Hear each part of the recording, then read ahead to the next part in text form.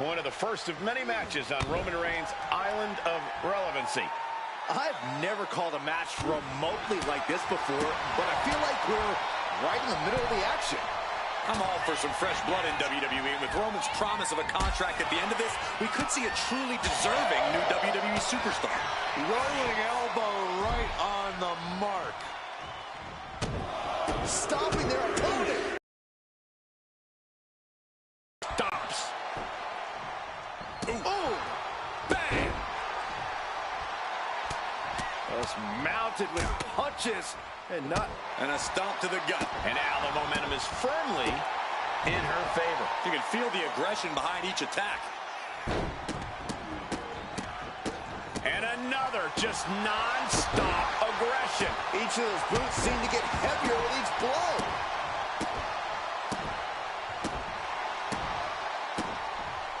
And stays one step ahead. Oh, and a big boot. Crushing the knee there. Boom.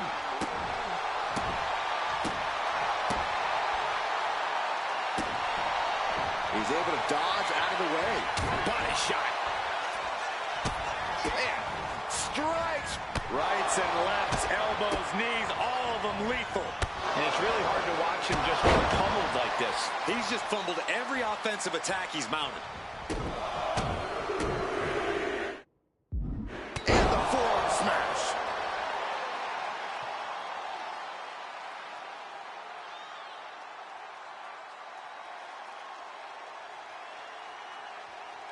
Oof. Bang. Ooh. Strikes with a kick. Downward spiral. Can this be it? Is this the end? And she wins. That is a huge victory.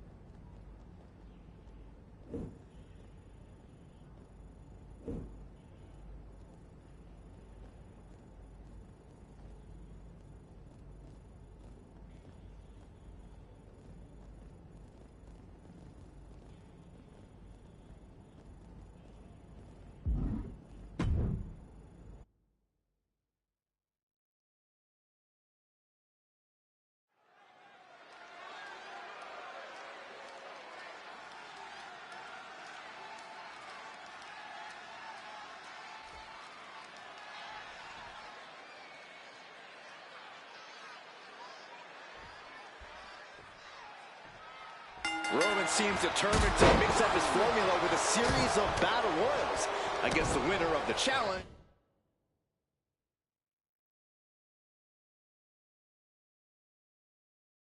Will need to do more than just win a one-on-one contest. Wait a second. Is that our truth? What's he doing here? He's already a WWE superstar.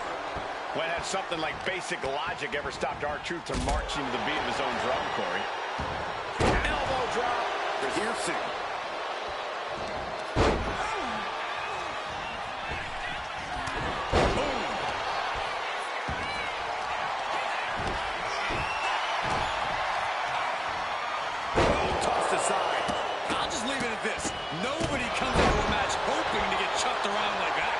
First up doesn't send you the message, the follow-up ones definitely will. Up and down. what a slam. Boom.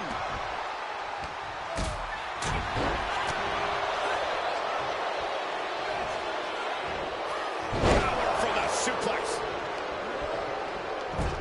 Gets the reversal. What a counter. Wait for it. Oh, what a clubbing blow. Both wrists captured and She's firing off attacks at a high clip. yeah, she's pulling out all the stops. Elbow puts an end to that. One counter met by another. Oh, look at this arm wrench. Leg lariat with the arm wrench. Very nice. She's starting to feel the effects of that offense. Truth just emphatically answered, what's up? Putting the boots to an opponent will take the fight out of them in a hurry.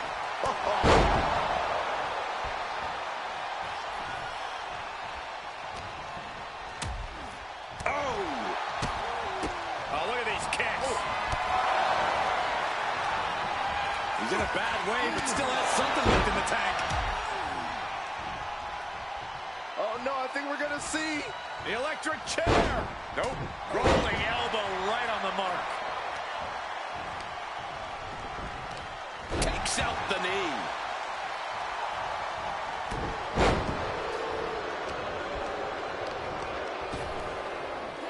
Flinged across the way. Oh, and a double axe handle. Fork. Here it comes. Special delivery. The attitude adjustment. No way Bayley's getting up now. Lariat.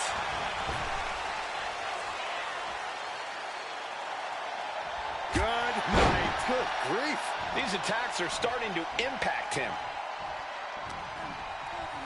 Setting it up. Boom.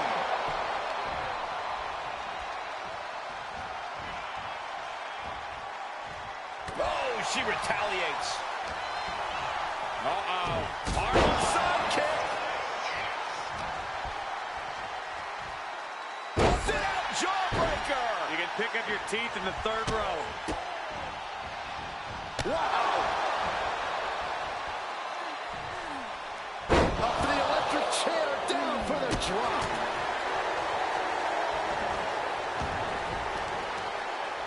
Turns it around. Oh, man, she finds a hard landing on the outside. Been eliminated.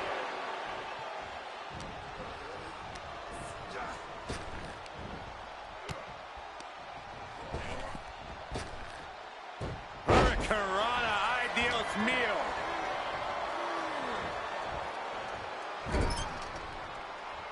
Oh man. Grab. Uh-oh. Oh, he cuts it off. Oh, wow. Lights out.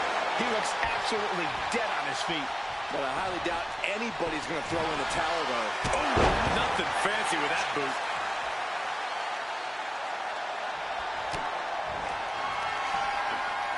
Perched on the shoulders, feast your eyes. Is that enough to take out Truth? Oh,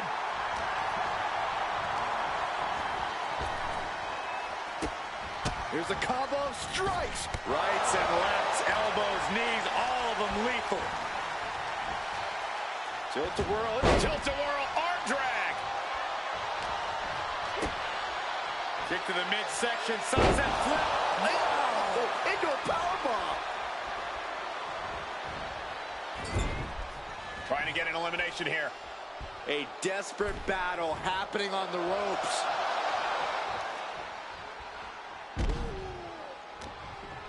Ollie Flatland has been eliminated. Just like that, she turned it around. He's heading back to the ring. Rolling elbow right on the mark.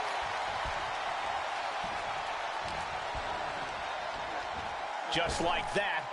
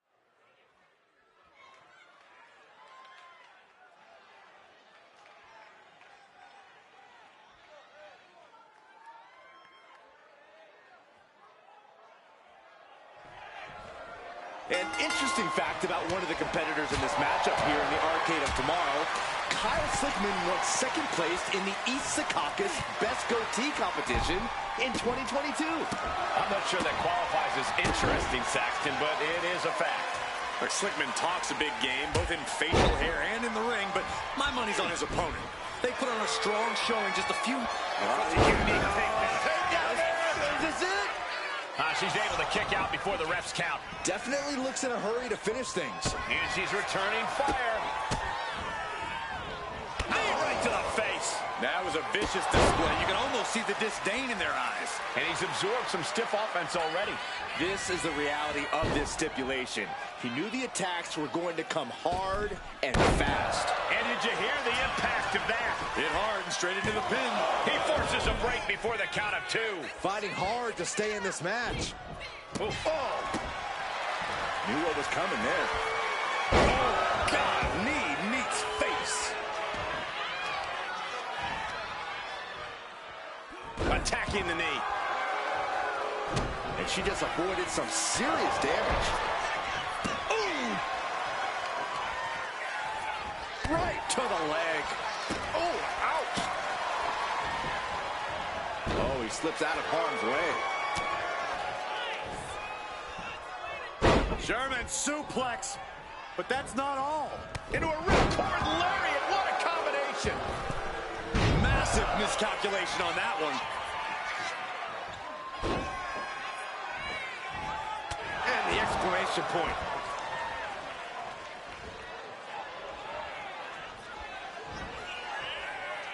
Downward spiral. Shoulders down. This could be it.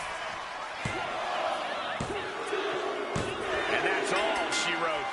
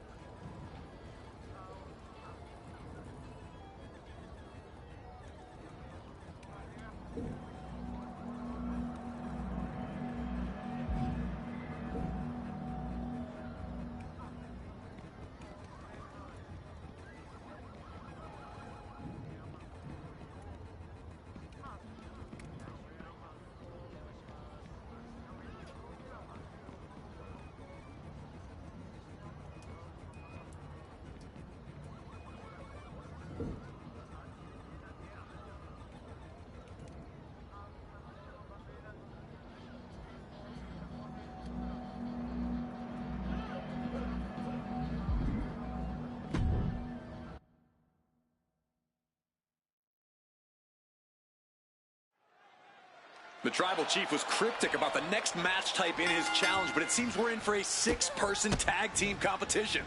That's right, Corey. These competitors are going to have to quickly learn to work together off of instinct alone if they want to impress Roman. Well, I personally find it to be a blessing and honor to work in a team of 3. Oh, shut up, Saxton. Just call the damn match. I was trying to say something nice. Both wrists captured and boom! Good night. What a knee. Here comes her partner.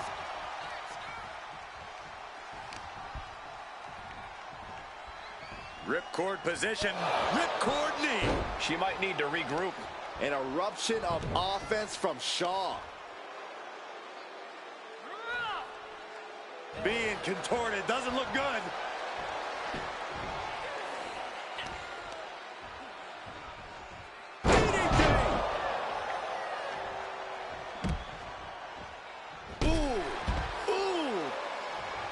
Nasty right hand. Answers with an enziguri. Crashing to the floor. And gets tossed back into the mat. Pin drop. I've been waiting to see that. Beth in a bit of danger. Beth needs to find a way to reverse her fortunes. Oh, that'll clean your clock. Bang! Crucifix. reversal counter there. Into a Spanish fly. She counters it.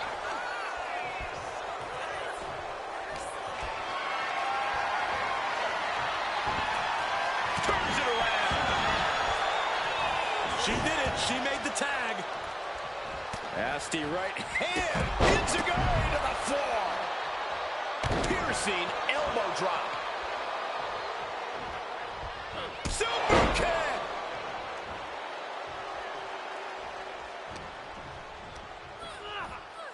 Sent right into the corner. Tag's made. Whips across the ring. And double shoulder block. Putting up a united front as this match continues. Springboard, but nobody home. Knee right through the stomach. Moonsault! That was beautiful. Turns it into a pin attempt. She breaks the count quick. Impressive to not even allow a 2 count at this juncture. Connects on the kick.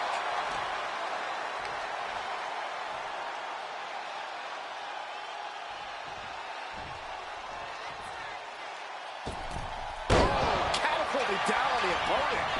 Now shoulders down. Here we go. Both wrists captured. And Man, knee strike.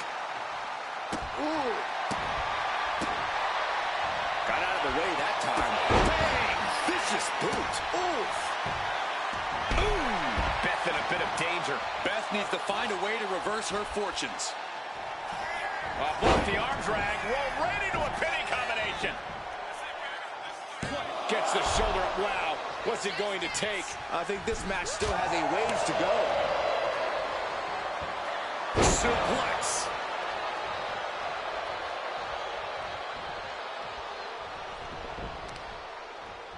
A bone-rattling knee.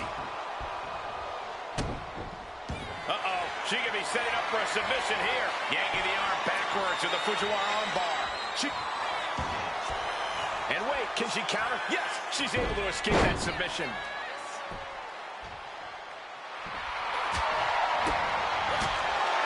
Catching a drop kick.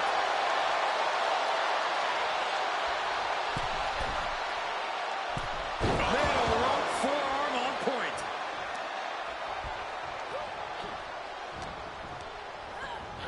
She gets put in the corner. Oh, Sammy caught by the counter. What a shot.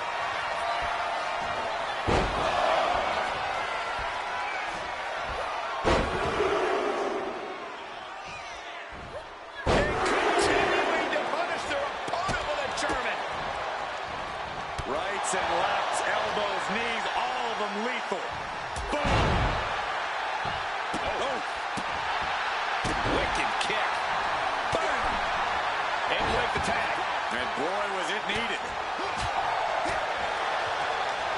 Now watch Northern Lights. Oh, no, this isn't going to end well. Oh, my God. Surfboard leg breaker. Beth capitalizes on the mistake.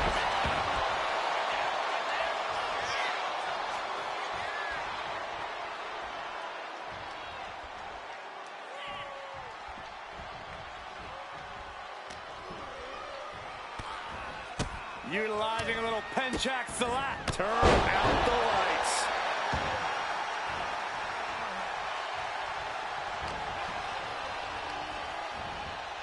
Placing him in the corner. Tag is good. There's a tag. What are we going to see here? Double team effort. Flying shoulder block. Flat out power. A deadlift military press. Holy moly. Slam. Ooh.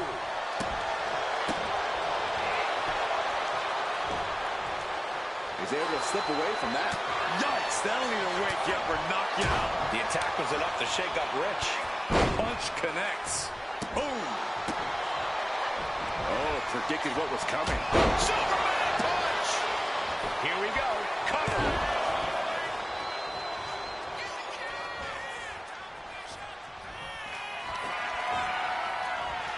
up across the shoulders. Boom! Feast your eyes. Joey's in dire straits. Shoulders down. Oh, my God. That's impossible. I can't believe what we just saw. And it's going to take composure now. Could just need one more big move. Propped up in the corner. A reversal. Well scouted. Oh, what a clothesline. And he got there. He made the tag. Boom, right in the button. Lands a timely reversal. Dominator. Covers, wasting no time. This could be it. Punch lands. Boom. Oh. Last second knee to the face there. Sammy Joel. And now with the cover. And she thwarts the pin attempt and won. She is still in this fight.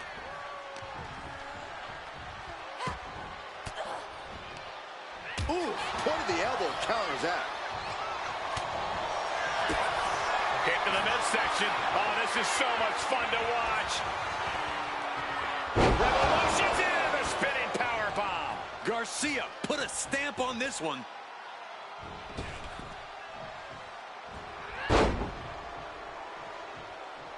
Oh! Oh, man. Oh, vicious headbutt.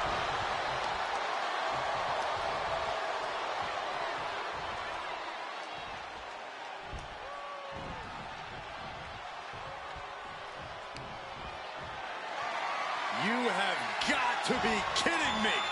A deadlift military press. This is unreal power. And face first they go. And out Beth for the win. No, she kicks out. Getting dangerously close to ending it all there.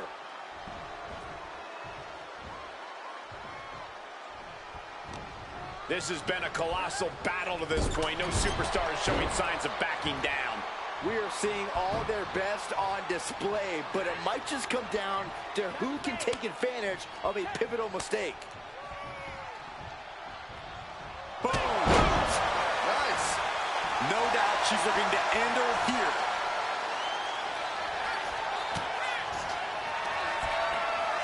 Perched on the shoulders. Sammy with a cause for concern. Oh, man. Oh, look out. She's got her shoulders down. Comes out on top in this tag team match.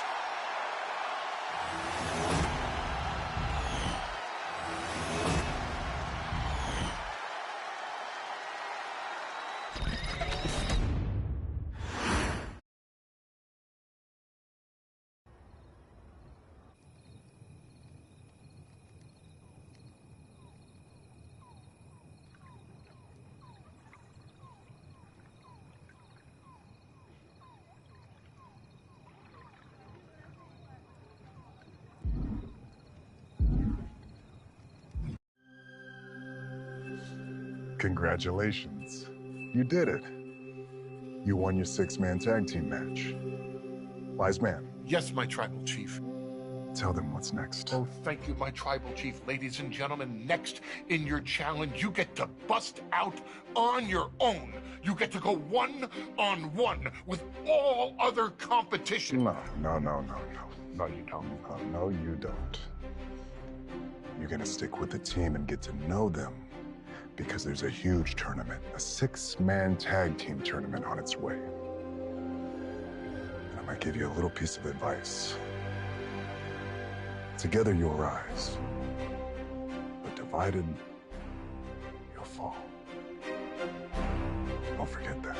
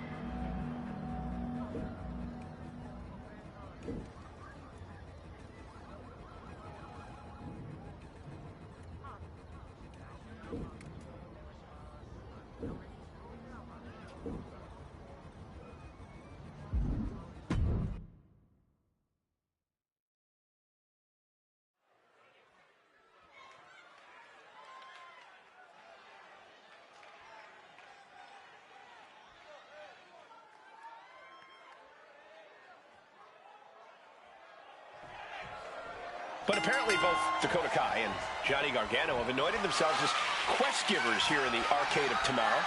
Kai's match tonight against this competitor is part of some challenge they've concocted. If you ask me, quest giving sounds like a fancy way of saying they stand around and tell people what to do. I, for one, much prefer sitting down and telling what other people are doing. Seconded. For once, we all agree. Able to turn it around into a wrist lock.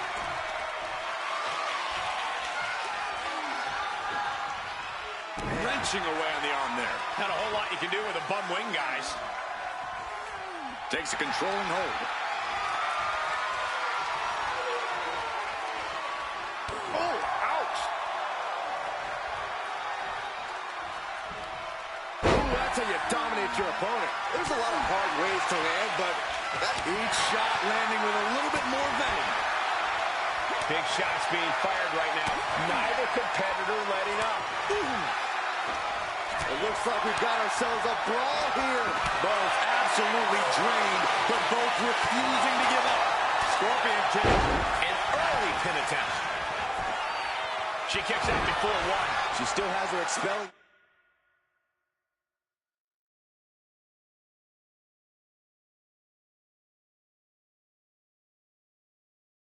Unnecessary energy with that attempt. Referee setting the hardware aside, clearing the way for any future damage. Getting out nicely to transition into a waistlock. Oh! The ref gets that weapon out of the way of the action. Taking the reins and applying the chin lock.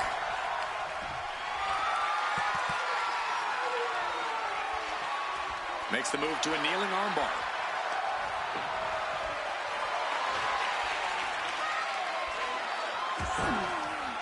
Ooh, stiff punch. Oh, look at these kicks. Oh, wow.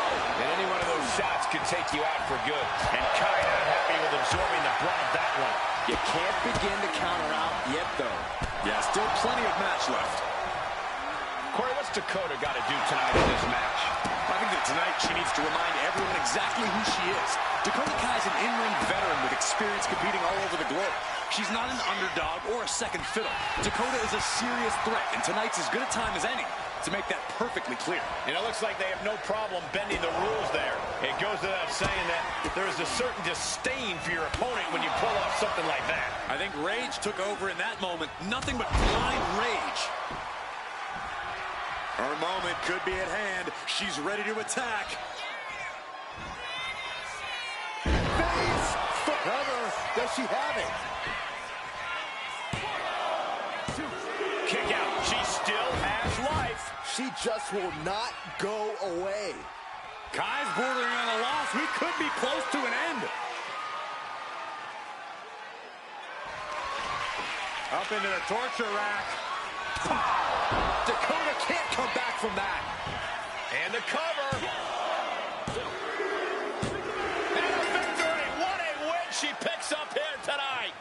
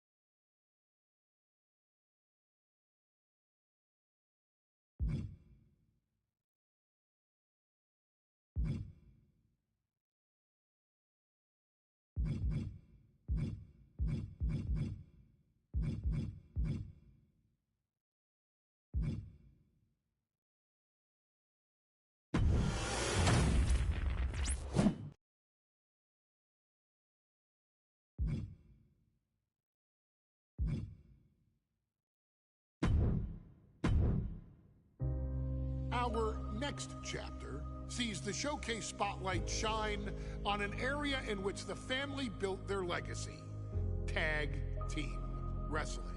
Starting with the Wild Samoans, Afa and Sika, all the way through to more recent champions like the Usos or Tama Tonga and Tonga Loa. This dynasty has always excelled in tag team competition, consistently showing an ability to dominate the division with a wide variety of looks. And the first team that we will look at, accompanied to the ring by Afa himself. Fatu and Samu, the Head Shrinkers. They put the fear in people's hearts. That's what the Head Shrinkers did back in the day. Second to none in that ring. You know, hard-nosed, battle-tested. They went for it every single night. More astute fans may also know that early in their journeys, Samu and Fatu were managed by me, Paul Heyman, then known as Paul E. Dangerously. and the SST, the Samoan SWAT team. The Samoan SWAT team is here. Vengeance is mine. Already an imposing force that early on, their future greatness was obvious to so many industry experts. Afa, more than anybody, knew he had the team on his hands, with Samu being his son and Fatu his nephew. The tribal elder was able to mentor both, instilling in them the same unrelenting approach to competition that made the Wild Samoans world famous.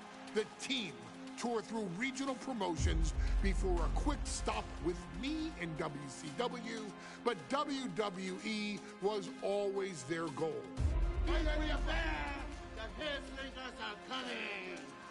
Upon arrival, it was clear that the dynasty's next generation had indeed arrived, immediately drawing comparisons to their world-renowned predecessors.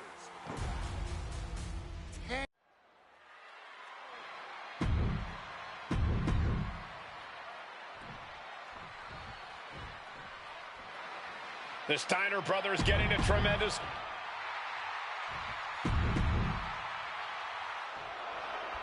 Big fight feel in Las Vegas as Gladiators face off here at WrestleMania 9. And we are watching four men who would have been right at home inside of a Roman Coliseum.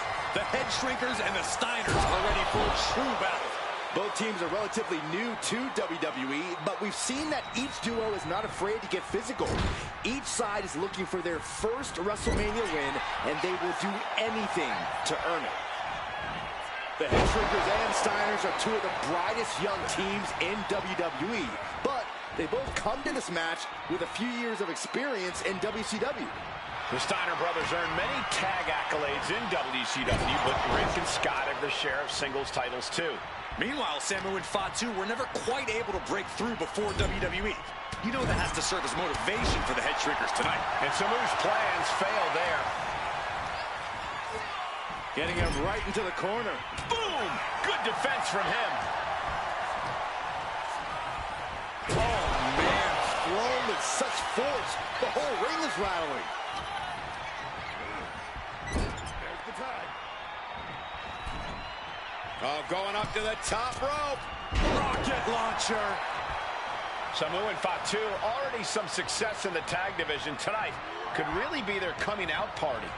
Well, they certainly have a tradition to uphold, Cole. The man in their corner, Alpha, has held the WWE Tag titles on 3 occasions, and he's primed to bring the Head Shrinkers to the top as well. Uncorked a big punch.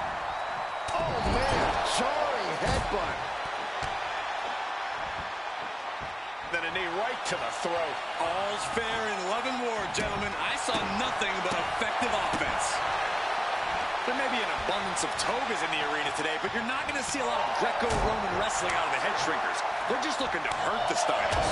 And that actually may help Samu and Fatu here. The Steiner brothers have earned most of their wins by utilizing their amateur wrestling skill set. I can't imagine they'll get many grappling opportunities against dedicated brawlers like the Head Shrinkers. Fends it off. Good counter. The Head Shrinkers accompanied at ringside by Alpha, but he's not the only tag team legend serving in a managerial role tonight. That's right, Michael. Just like Alpha, Mr. Fuji earned many WWE tag titles as a wrestler. But now, he's hoping to lead Yokozuna to the WWE Championship. And look, wait! Raising the arm before one. Staying in this one. Shoulder tackle. Samu was powerless there. Steiner putting those amateur instincts to good use. And he's ready to switch things up, tagging out.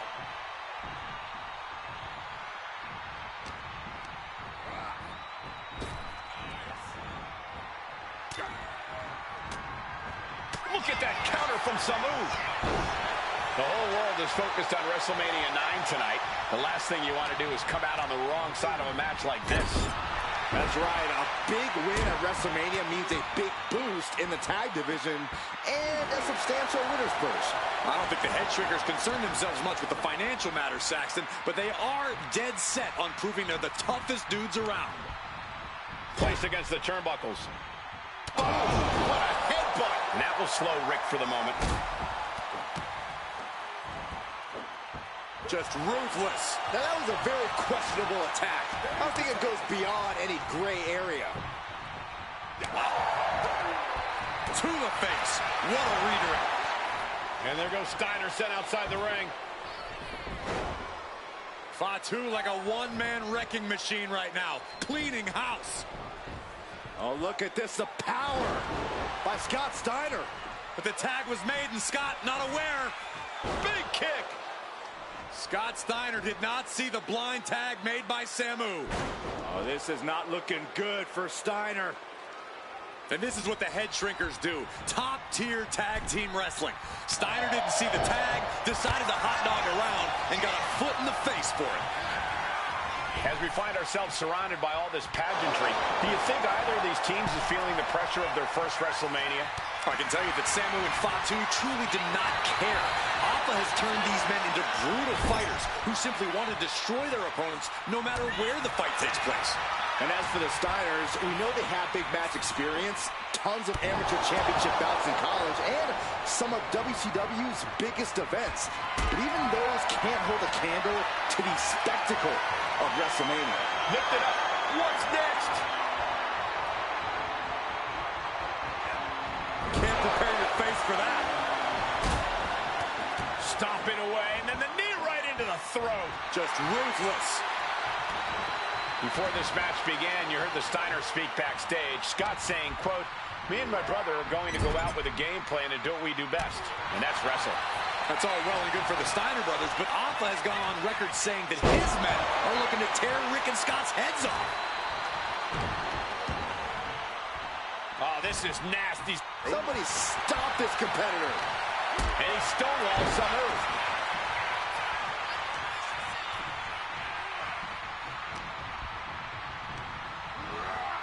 Has him in the corner, thinking of the next move. Scott covers, shoulders down. He got the shoulder up in time. He's still got more left in the tank. A reversal. He saw that coming. And we are really seeing the amazing skill sets of all four men in this tag team showcase. We already knew about the brawling of the head shrinkers and the grappling of the Steiners, but men as big as these four behemoths should not be able to fly around the ring like they have thus far. It is made for an extremely tough act to follow, guys. Have you ever seen a human being tossed like that? He quickly gets out of dodge. Boom! Read that one. Look at this. Oh, and a backbreaker. Right to the spine. Somebody stop this competitor.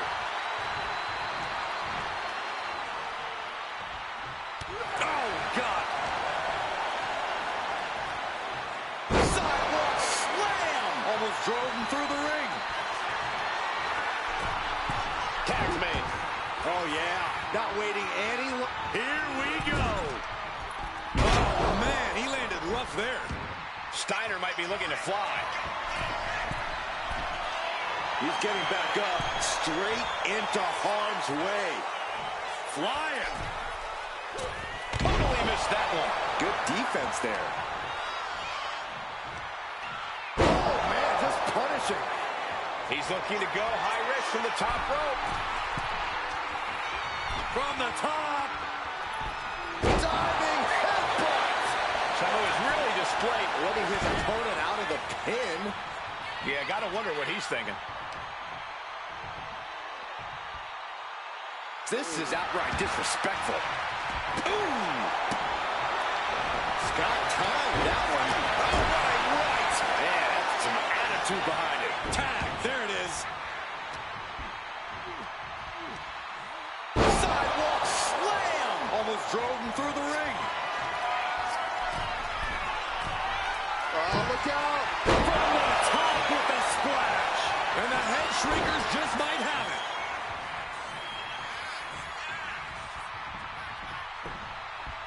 Draped across the top rope. Clubbing forearm.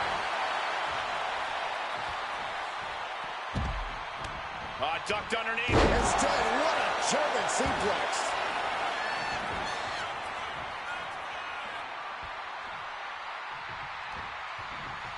Solely focused on in a corner.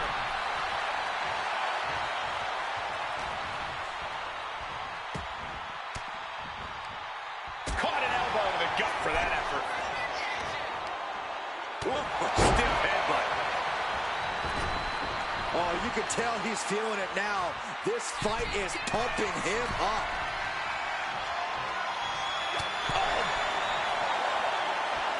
From the top. Tumbling down. Again? He's making the climb. He wants it one more time. Oh, coming down from way up top. That's it. No way the Steiners come back now.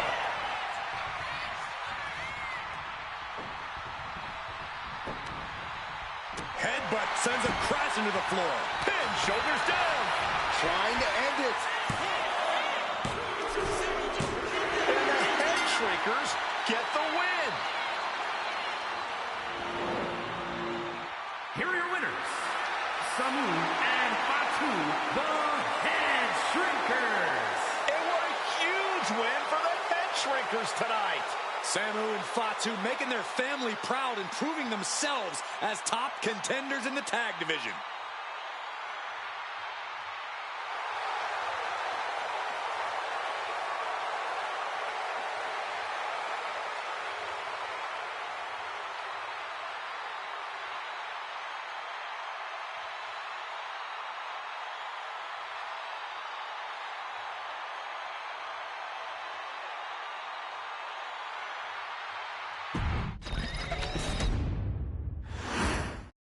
Big fight feel in Las Vegas as Gladiators face off here at WrestleMania 9. And we are watching four men who would have been right at home inside of a Roman Coliseum. The Head Shrinkers and the Steiners are ready for a true battle. Both teams are relatively new to WWE, but we've seen that each duo is not afraid to get physical. Each side is looking for their first WrestleMania win, and they will do anything to earn it. Oh, man. Head Shrinkers accompanied at ringside by Aqua, but he's not the only tag team legend serving in a managerial role tonight. That's right, Michael. Just like Alpha, Mr. Fuji earned many WWE tag titles as a wrestler. But now, he's hoping to lead Yokozuna to the WWE Championship. And looking at all the top young talent in this ring,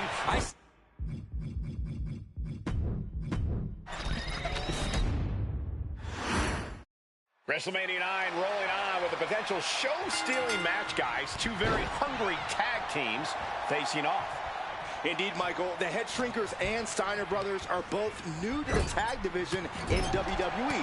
But both teams are off to an amazing start so far. you have to imagine whichever team wins this high-profile fight becomes an instant top contender for the tag team championship. And with two teams this physical on such a big stage, it is indeed going to be a fight. WrestleMania 9 shaping up to be a big night in the tag division, guys. Indeed it is, Michael. Two great young teams competing now. And later tonight, none other than Hulk Hogan will lead the Mega Maniacs against Money Inc. for the tag team titles. Odds makers in Nevada have the smart money on Hulk Hogan leaving Vegas with the gold tonight. I've seen Samu and Fatu headbutt each other during matches. If they do that to their own flesh and blood, who knows what they'll do to the Steiners? It's just a byproduct of the brutal take-no-prisoners offense of the Head Shrinkers, Byron. These guys will bite, scratch, and claw their way to a win. Rulebook be damned. And with Rick and Scott coming from an amateur collegiate background, they might be a bit more hesitant to bend the rules. Hopefully the Steiners can adapt, and fast. Before this match began, you heard the Steiners speak backstage. Scott saying, quote, "Me and my brother are going to go out with a game plan and do what we do best, and that's wrestle." That's all well and good for the Steiner brothers, but Alpha has gone on record saying that his men are looking to tear Rick and Scott's heads off. And he throws the opposition back into the ring.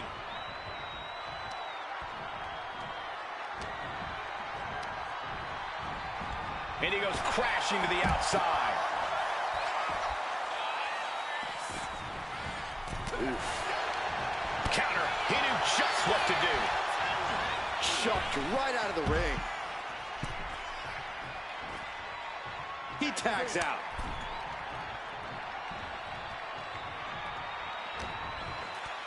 And there goes Steiner sent outside the ring. Fatu like a one-man wrecking machine right now, cleaning house. Oh, look at this, the power by Scott Steiner. But the tag was made and Scott not aware. Big kick. Scott Steiner did not see the blind tag made by Samu. Oh, this is not looking good for Steiner. And this is what the Head Shrinkers do. Top-tier tag team wrestling. Steiner didn't see the tag, decided to hot dog around, and got a foot in the face for it. As we find ourselves surrounded by all this pageantry, do you think either of these teams is feeling the pressure of their first WrestleMania? I can tell you that Samu and Fatu truly did not care. Alpha has turned these men into brutal fighters who simply want to destroy their opponents no matter where the fight takes place. And as for the Steiners, we know they have big match experience, tons of amateur championship bouts in college, and some of WCW's biggest events. But even those can't hold a candle to the spectacle of WrestleMania. Manages to slip out of the way. Oh!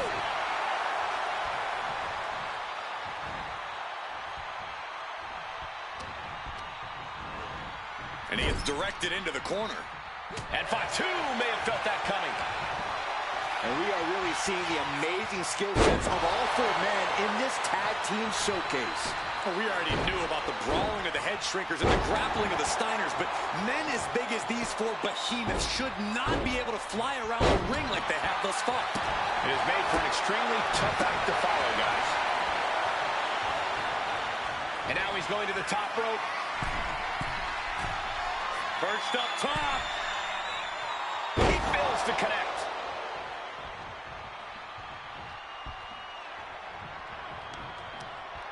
Ooh, stiff headbutt. Climbing up to the top, looking to go high risk. Lift off. Diving knee drop. Great ring awareness saved him. Clothesline. Fatu is imposing his will.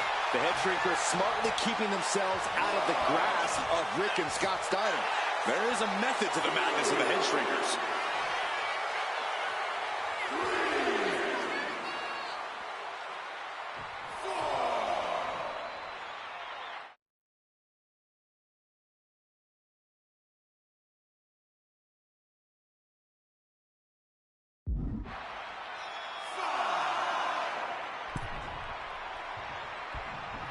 Nice takedown, stacked for the pin. Oh, great counter and a cover. Countered into a new cover. Shoulder up even before a 1 count. It's unthinkable. Someone beating the 1 count at this point.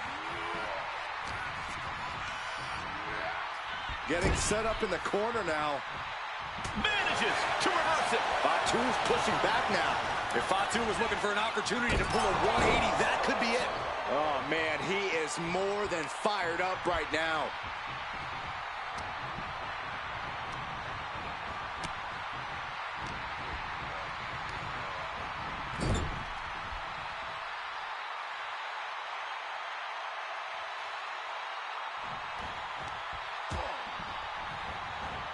Ooh, just bouncing off the turnbuckle.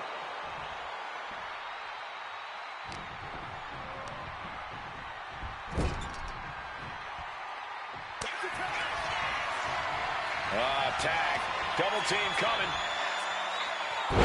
Driven down face first. That's it. No way the Steiners come back now. Uh-oh. And Samu's plans fail there. Ooh, to the stomach. Kick to the midsection prevents the attack.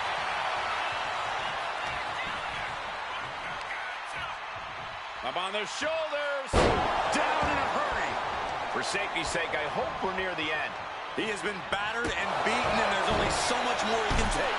Oh, he covers. Is this it? Could be. And the head shrinkers get the win.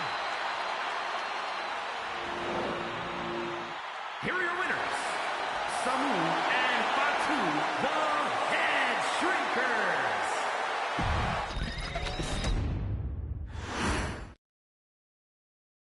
Hey, let's put this in the simplest of all terms. Dwayne "The Rock" Johnson is the biggest celebrity on the face of the planet today.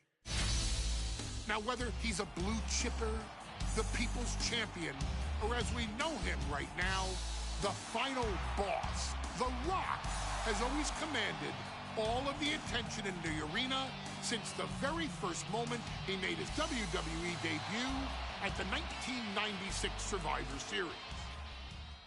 Born into this business, The Rock would become WWE's first ever third-generation superstar, following in the footsteps of his father and grandfather.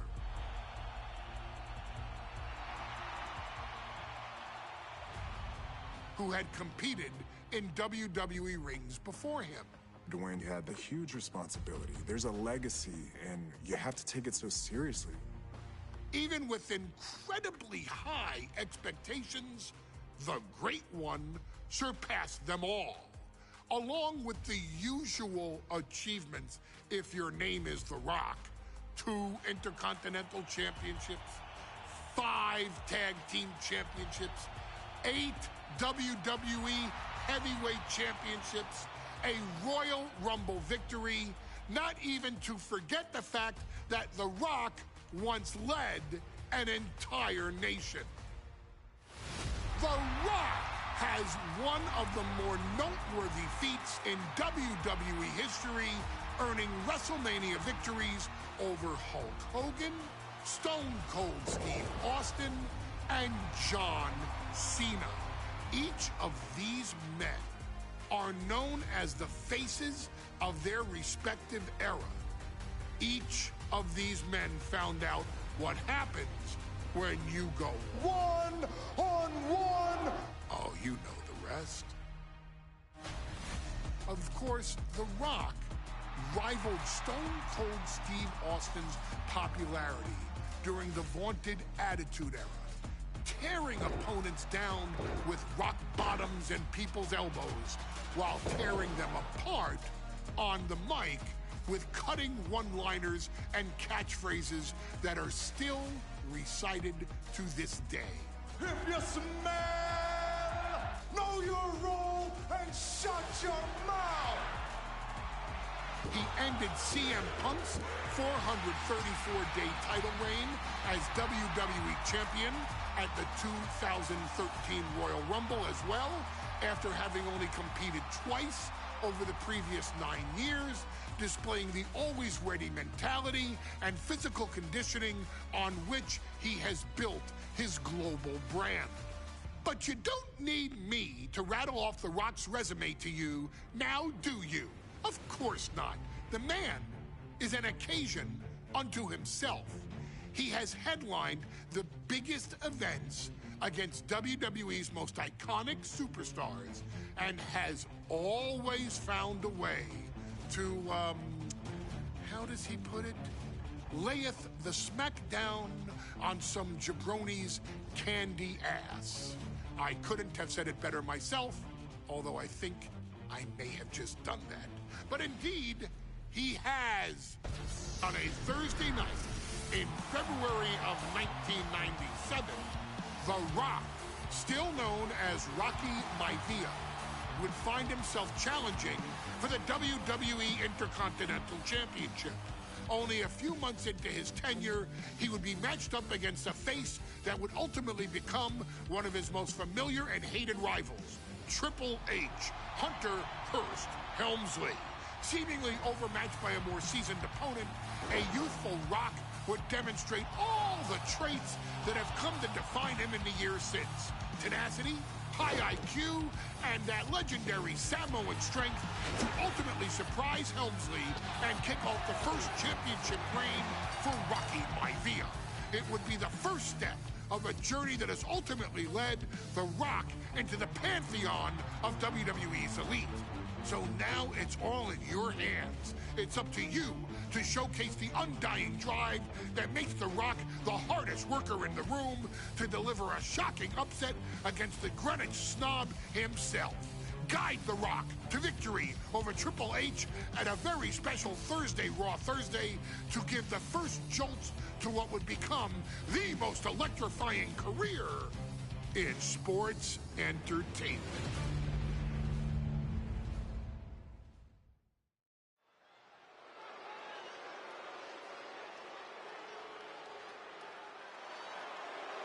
And here comes the #1 contender, at least for tonight, Rocky Maivia.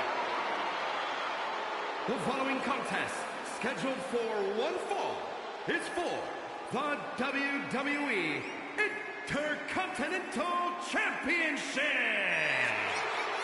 Making his way to the ring is the challenger from the South Pacific, weighing in at 275 pounds, Rocky Maivia.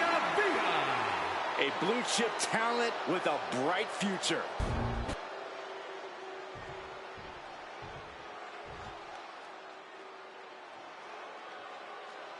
On his way to defend the Intercontinental Championship, Hunter Hearst Helmsley.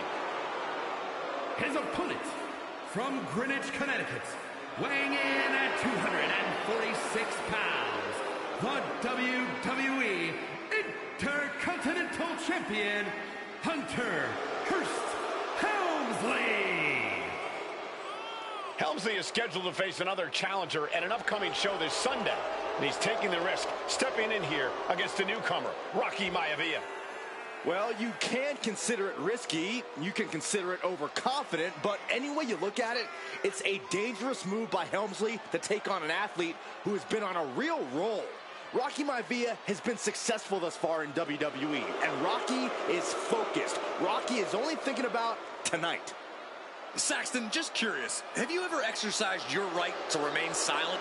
I am tired of all this talk about Rocky Maivia. Yeah, he's been on a roll, but it could all come to a screeching halt tonight at the hands of Hunter Hearst Helmsley.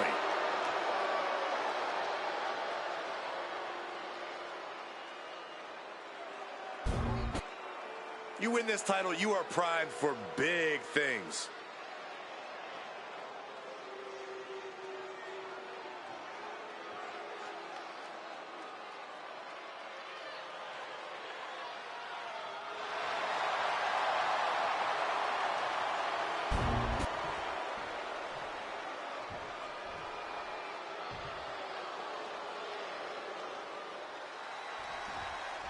The Intercontinental title hangs in the balance. Tonight in a match between our refined champion, Hunter Hearst Helmsley, and the young challenger, Rocky Maivia. Rocky Maivia has a lot to prove here. The third-generation up-and-comer would love nothing more than to grab his first championship tonight and send a message to the WWE that Rocky Maivia has arrived. But Hunter Hearst Helmsley will do everything in his considerable power to stop that from happening. And as far as Helmsley is concerned, Maivia is barely even worth his time. Before this match, I was talking to perched up top. Diving knee drop. Hold on a second. He might be finding a submission hold here. Cinching. Looking to get out of this, and yes, able to slip out of the hold.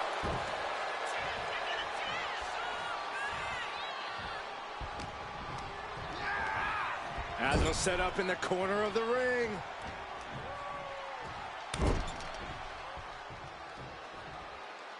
Mangling the face.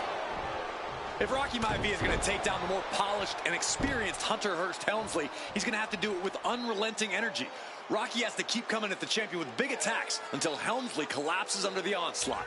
It's a bold strategy that will take everything the young Maivia's got, but you're right. It could be his best path to his first championship win. And this one's taken to the outside. Oh, gets put into the barricade. And watching from home is Rocky Johnson, the father of Rocky Maivia, former WWE Tag Team Champion. I must admit, I do see a bright future for Maivia. Those that have been privileged enough to see Rocky Johnson in action will appreciate Rocky Maivia because he's a chip off the old block. Notwithstanding as well, the genes of his grandfather, the incomparable Peter Maivia. Chief Maivia. Oh boy, they don't come any tougher than Peter Maivia. Bam! Gets driven into the corner. Clubbing blow. Oh, just nailing the double axe handle. Snake eyes. Helmsley has no control here. Maivia keeps bringing the energy, and Helmsley has no answer. Inconspicuous by his absence. Oh, schoolboy! Shoulder down here! The referee doing their job. See him clearly in the ropes.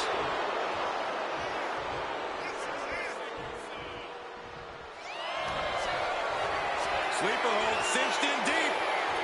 Fading, fading. This might... And breaks out of the sleeper.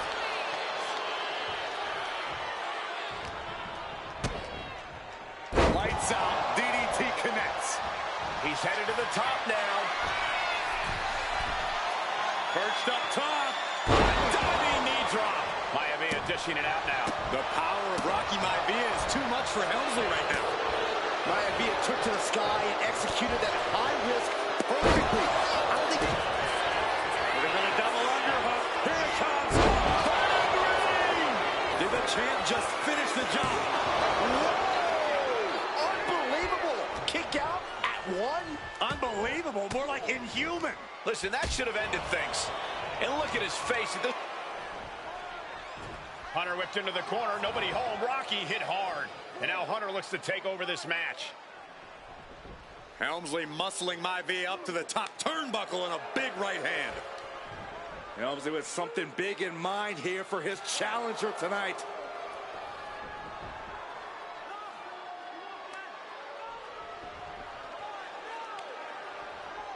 Well, this is just blatant disrespect from the arrogant champion. Almost daring Rocky, hey, you really want my title? You really think you're going to be Intercontinental Champion? Up to the top. Hooking Rocky into a superplex. This could be it. Can Hunter capitalize? This could be it. Hook of the leg and a cover, and Rocky stays in it, getting his shoulder up. Still not enough to put out the flame of Rocky Maivia. Hunter has to be asking himself, what else do I have in my arsenal? And I think we may get our answer, gentlemen. Yeah, it's just a matter of time, I believe, before this one's over. Hunter hooking Rocky, taking his time, looking to put him away. Maivia just collapsed. This just shows you how much damage Hunter Hearst Helmsley has inflicted on the challenger in this matchup. I think Maivia's done. Official might want to step in, call this one. The official checking on Rocky. Hunter Hearst Helmsley believes this is close to being over. Lifting him back up again. Rocky rolls through. Shoulders down. Rocky wins the title. Rocky Maivia has shocked Hunter Hearst Helmsley. Here is your winner and the new Intercontinental Champion, Rocky Maivia. We have a new Intercontinental Champion.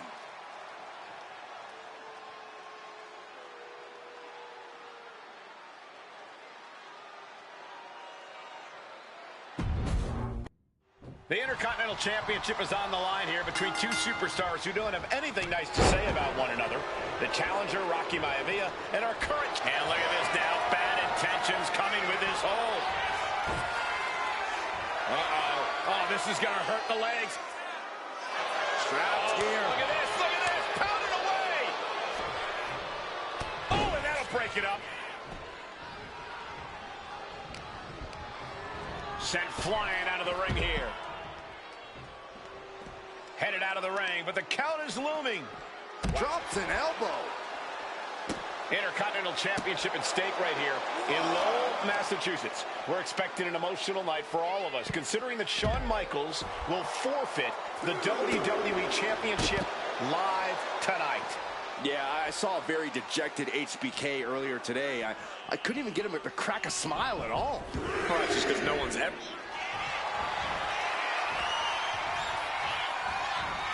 Vintage move here. The Cobra Clutch. Expertly.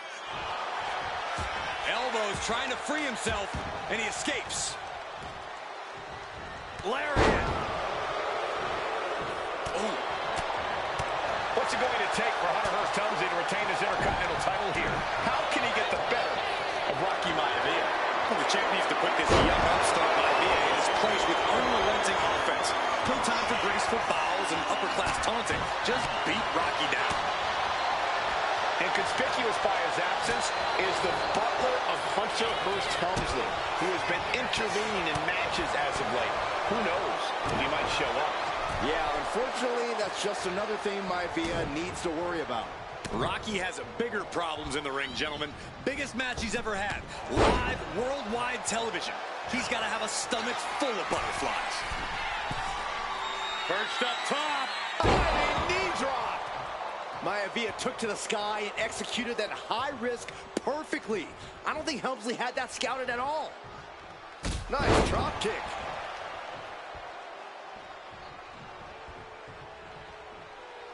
He got out of dodge just in time. And even before the bell rang tonight, I think Hunter Hearst Helmsley has been trying to frustrate Rocky. He's trying to say, hey, young fella, we're going to do things at my pace, not yours. Rocky, the 6'5", around 270 pounds.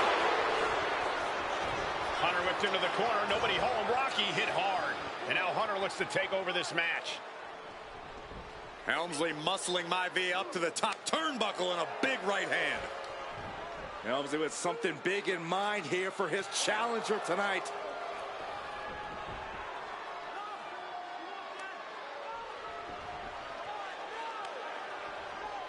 Well, this is just blatant disrespect from the arrogant champion.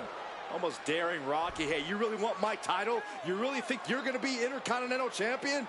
Up to the top, hooking Rocky into a superplex. This could be it. Can Hunter capitalize? This could be it. Hook of the leg and a cover, and Rocky stays in it, getting his shoulder up. Still not enough to put out the flame of Rocky Maivia. Hunter has to be asking himself, what else do I have in my arsenal? And I think we may get our answer, gentlemen.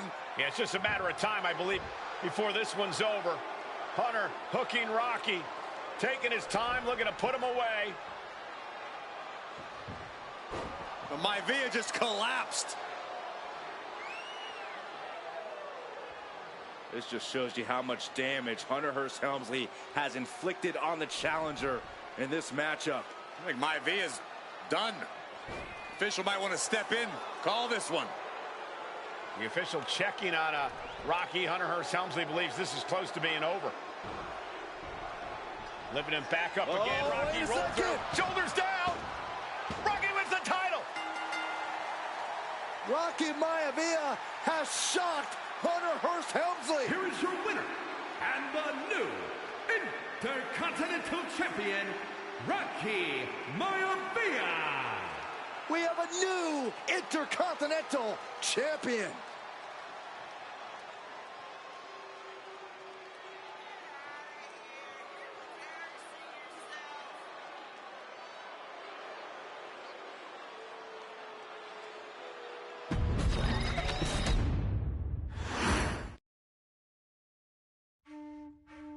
In a family of elite combat athletes and top-tier performers, the final boss has always stood out, even when he was just a blue chipper.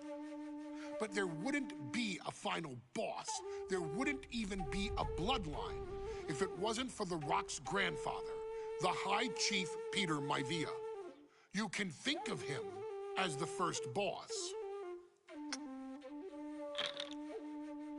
Predecessor to the tribal chief. He is one of, if not the foundation for our family. The Anoa'i Fatu Maivia wrestling dynasty. I don't think there's anybody more responsible for what's going on now than the High Chief himself. Peter Maivia isn't simply one of the two principals behind the Sacred Blood Bond. He's also an incredibly decorated professional wrestler who traveled the world and won titles everywhere he went.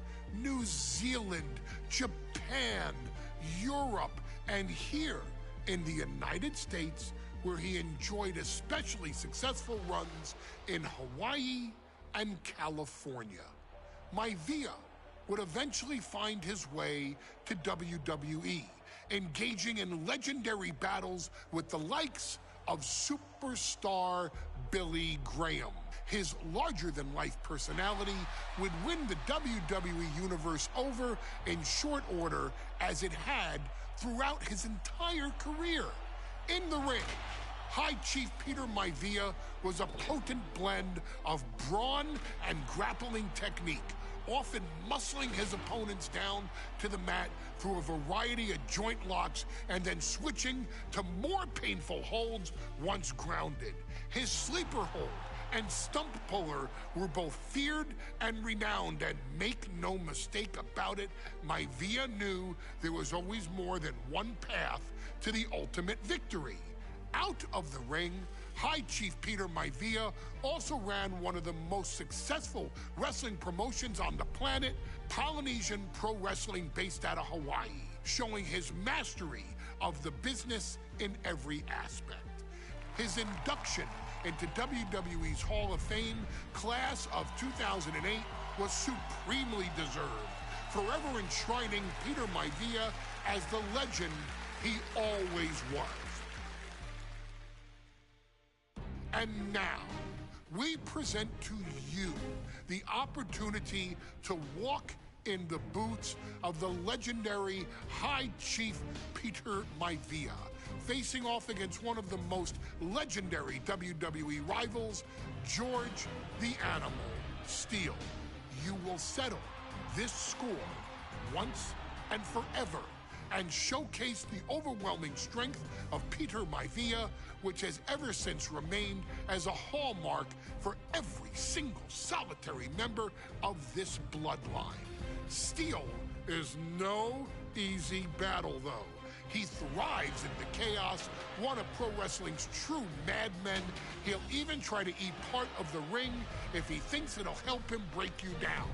So do your best and honor High Chief Peter Maivia properly with a resounding victory.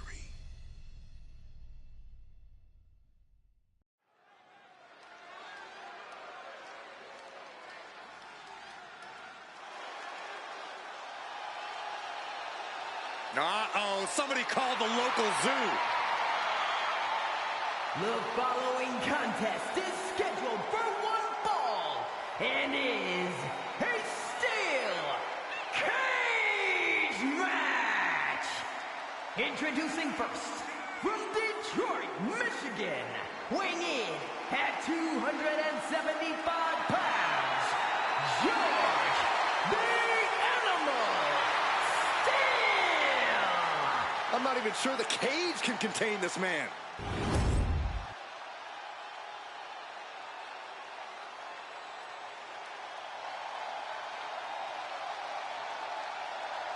And strolling down the aisle, the opponent of George Steele, Peter Maivia. Always a chaotic matchup. His opponent from the Isle of Samoa, weighing in at 275 pounds, High Chief Peter Maivia. Steele had better keep an eye on Maivia because Maivia is a true brawler. Few men can handle the chaos of the animal inside a steel cage, but I believe the High Chief is ready.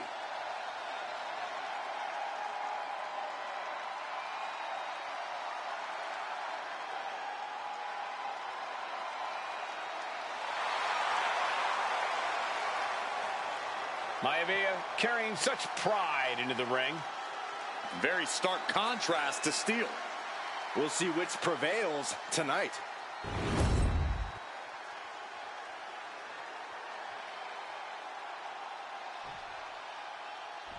High Chief Peter Maivia taking on George the Animal Steele in a steel cage match. Quite a heated history between these two guys. Yeah, Michael, and I think it's because Maivia is one of the few superstars brave enough to take on the animal. Most of their contests have ended in countouts or disqualifications. Thanks to the cage, we'll get a decisive victory in this one. Well, that really depends on if a cage can even contain them. When a man like Peter Maivia signs up for a match, take it over! Go for the win here! Reverses the pin, shoulders down. Rotates out and gets the cover. Counter! And he kicks out. It'll take a lot more than that to keep him down.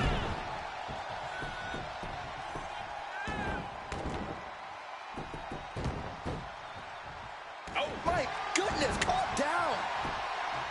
Freakazoid? He's really trying to sneak this win early.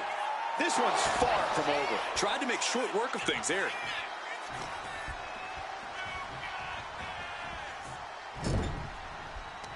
Connects. Saw it coming. George the Animal Steele is not a wrestler by any stretch of the imagination, guys. He's a true brawler. And he might be the best brawler in WWE, Michael. There is no shortage of fight in the animal. But you know who might be a better brawler, guys? The High Chief, Peter Maivia. When you consider that Maivia is also an excellent high flyer and a great technician, well, you can see why the High Chief is the favorite in this match, even with the steel cage stipulation. We've seen that Steel isn't above using a foreign object to gain the edge against Maivia. So he's got to have the advantage in a match where they're surrounded by one huge weapon, right? You'd think that, Cole, but think about how these men prepared for this match. The High Chief is a consummate professional who's game planned for this stipulation. And Steel, well, I think he just shows up to the arena and asks who he's fighting. Taking it step by step, climbing onwards and upwards. Starting to climb up the steel. Something devious and dangerous in mind here. The High Chief, Peter Maivia, really making a name for himself at WWE, but he's had... Oh, look at the start of this. Could be going into the playbook for submission. The focused attack on the arm, not a good situation. Able to punch his way out. Mistake made by Steel. Oh, good gravy. Thrown into the corner with a little something extra. Ow! Ooh! Nasty kick.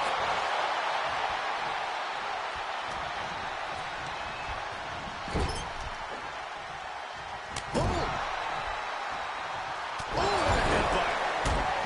The animal has to be elated to be in this steel cage against one of his biggest rivals, no less. Yeah, Byron, we've seen the animal brandish a weapon against Peter Maivia before when it was against the rules. The High Chief better be prepared for Steel to get even crazier. Oh, Maivia is prepared, all right. The man is extremely tough and agile. In fact, the High Chief's entire body can be considered a weapon. Ooh. And George is caught. Oh, man, backbreaker. Maivia can taste it now. Maivia just dominated the animal with that one. Maivia looking at it all. He's already done so much damage. What else could he want to do?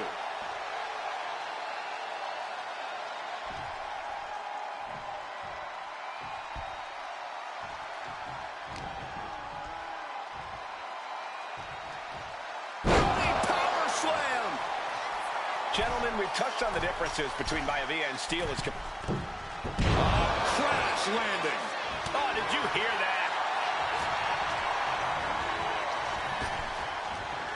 Big back body drop. He's making the climb up towards the top of the cage. Gradually getting closer and closer to the top.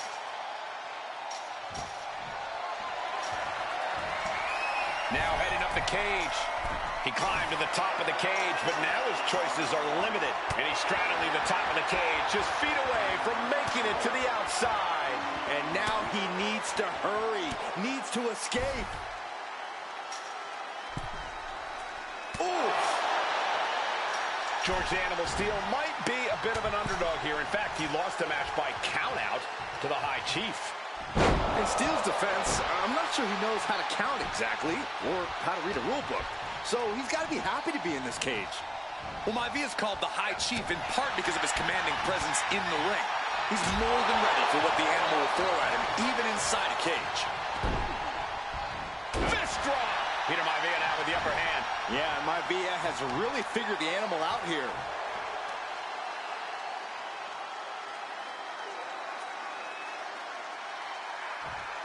Oof! Boom!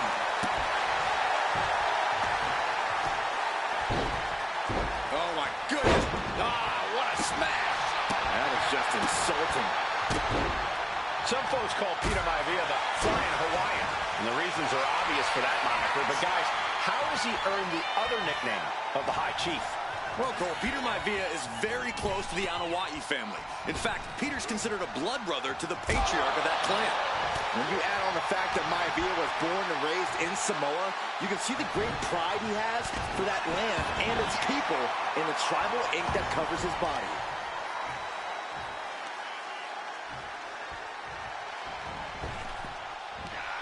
Boom!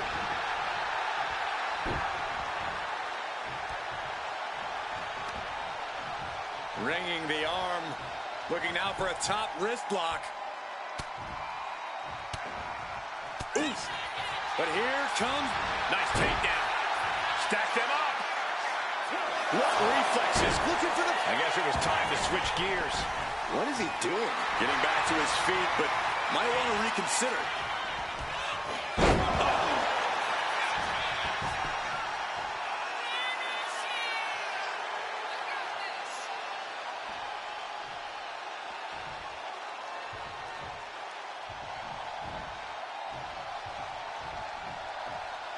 Uh-oh. Nothing fancy there. Maivia has steel in his sights, looking to put the animal down. Going for it again. What a backbreaker. No way Steele's coming back from that.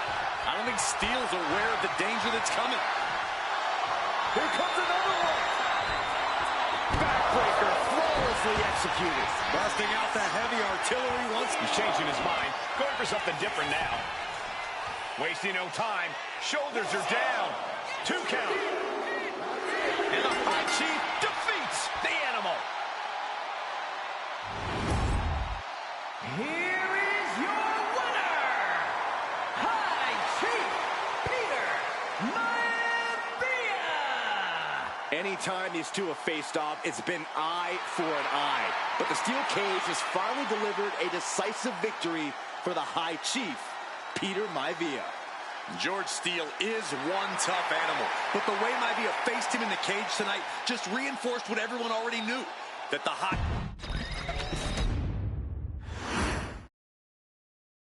She's not like most girls. She's also not like most WWE superstars. Nia Jax, the reigning queen of the ring, is a reckoning, a force of nature that blitzes right through her competition. A cousin of The Rock, Nia Jax arrived in NXT almost 10 years ago with astronomical expectations.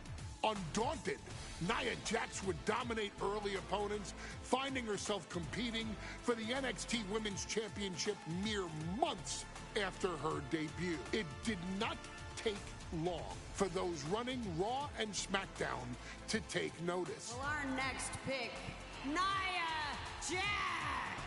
And Nia Jax would join the Raw roster as part of the 2016 draft lottery. And since joining the main roster, absolutely no one has been safe from Nia Jax. She is a 2-time women's champion. She is a 2-time women's tag team champion. She competed in the men's Royal Rumble match in 2019, even getting an elimination while in the ring. Nia Jax looking to eliminate. She does. She's battled standouts like Charlotte, Bayley, and Becky Lynch. And all the while, she has left undeniable destruction in her wake. In the ring, she applies many of the same tactics that once benefited Yokozuna, even using her own version of the Banzai drop, known as the Annihilator. And just like its namesake, if it connects, your night is over. And Nia Jax remains driven for even more success, jumping at any opportunity to prove her dominance. This last year, that included entering into the 2024 Queen of the Ring tournament after earning victories over Naomi, Jade Cargill, and Bianca Belair. Nia Jax would fight her way into the finals, taking on former NXT Women's Champion Lyra Valkyria. Valkyria built a lot of momentum, defeating Dakota Kai, Zoe Stark, and Io Sky to punch her ticket into the final at the Queen and King of the Ring. With an obvious game plan, Lyra would look to stick and move, avoiding the colossal attacks of her opponent.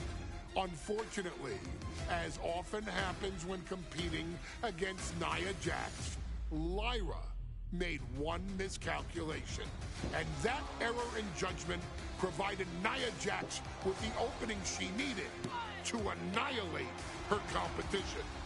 This is your opportunity to crown the first queen in Bloodline history. Make Lyra suffer. Make her regret ever entering your ring. Showcase the otherworldly power that forces an entire roster to cower in your presence. Because when you're an irresistible force like Nia Jax, resistance is futile.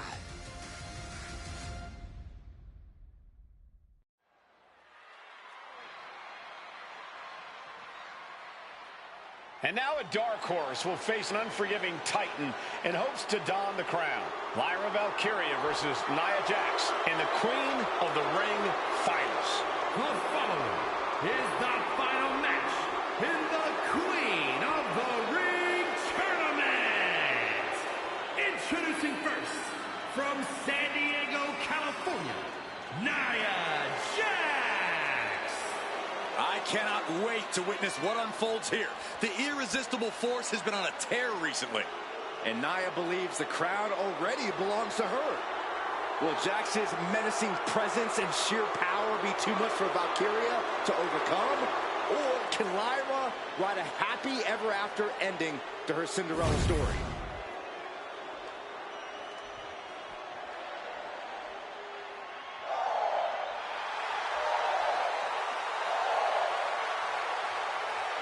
Lyra Valkyria fancies herself a Morgan, which is an Irish goddess of war. As they were on the battlefield, they used to take the shape of ravens to fly around and decide who would live and who would die. That is what Lyra Valkyria is bringing to the ring here tonight.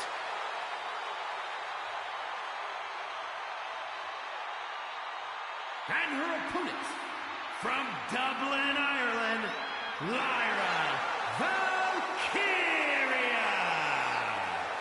Lyra Valkyria may have read a little too much fantasy in her day, and now is reality. Lyra Valkyria is about to go toe-to-toe with a real-life, fire-breathing dragon in the form of Nia Jax.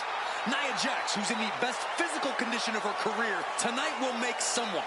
Will it be Lyra? Will it be Nia? We'll find out in a matter of moments. And guys, you win the crown. Guess what waits for you in August? A date with the champion of your respective brand at SummerSlam.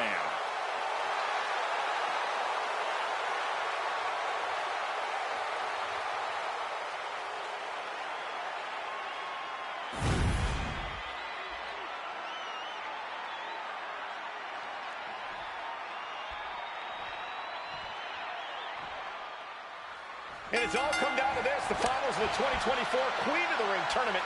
Jax Valkyria, who will walk out of Saudi Arabia with a crown and a ticket to a world title match at SummerSlam.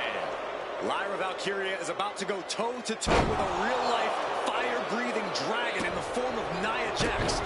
Nia, who's in the best physical condition of her career and as highly motivated as I've ever seen. This night will make someone. Will it be Lyra or will it be Nia? We'll find out in a matter of moments. And face first they go. An unyielding showing of authority, no two ways about it. Here we go. It's popping off. Nothing pretty here, just good old-fashioned fisticuffs. Two titans trading strikes and refusing to back down. WWE Universe appreciating these athletes going all out. Each exchange just sapping the energy from these two. Toe-to-toe, treating each other like heavy bags. And now these two just pulling on each other. And now in this exchange right there.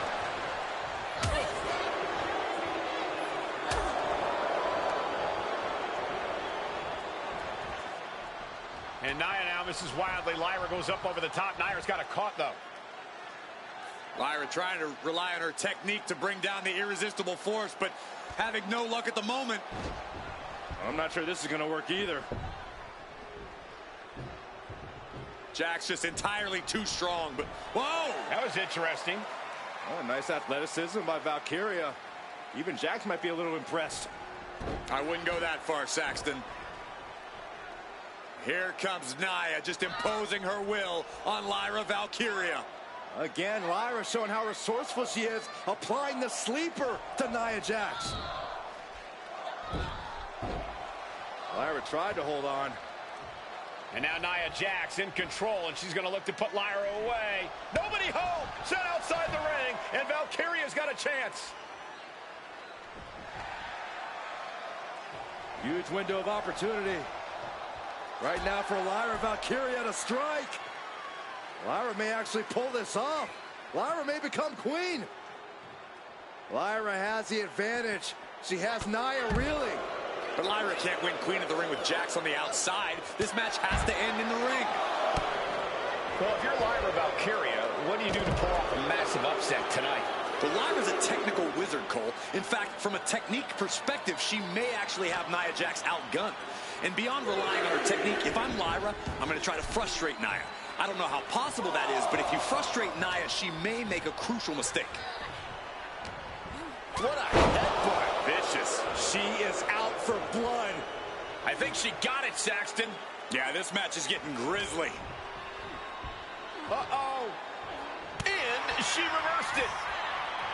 Lyra Valkyria, one of the best technical wrestlers in NXT Women's Division history. But the game is about so much more than technique. It's about experience and timing, knowing when to tap into certain parts of your psyche. Nia knows this, and we've seen it for years. The big question is, does Lyra? Sent out of the ring the hard way. She's heading outside the ring now.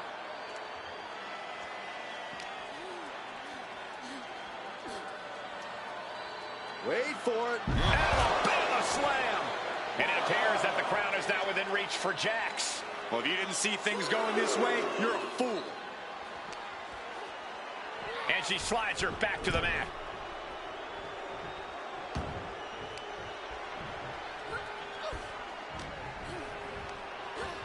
And she's sent right into that corner. Right in the jaw. Ugh, what a shot. In just a matter of minutes, we'll have our second Queen of the Ring. The first, of course, being Zelina Vega. But you've got to believe that Zelina will want a shot at whichever woman wins this. She beat the woman now known as Piper Niven that night, so you know Queen Zelina can strike down an enemy of any size. So ruthless. And Lyra is brought to a disadvantage now. Yeah, Nia is just buzzing right through Lyra here. Golly, Nia is just cornering Valkyria. Jax abusing Lyra, showing no mercy. I think it's a preview of what kind of queen Nia Jax would be. The kind of queen that will happily send victims to the guillotine.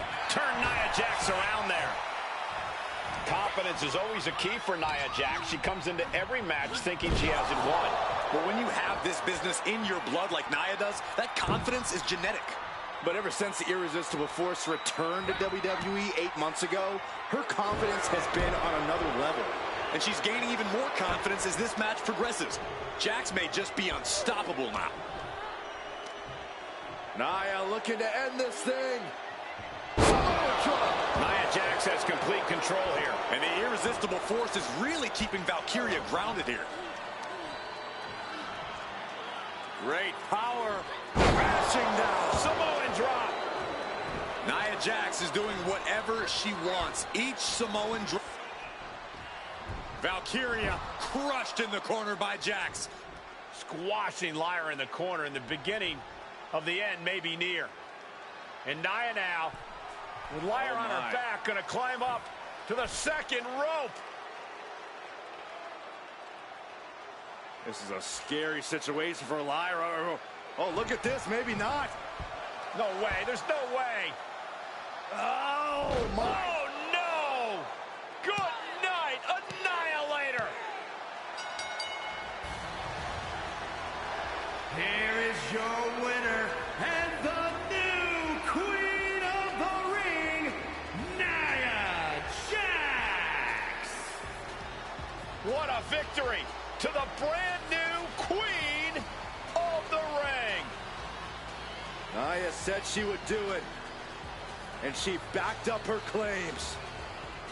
And now the Chief Content Officer of WWE and Triple H going to come in to congratulate Nia Jax. officially crown her the Queen of the Ring. Absolute dominance by the new queen.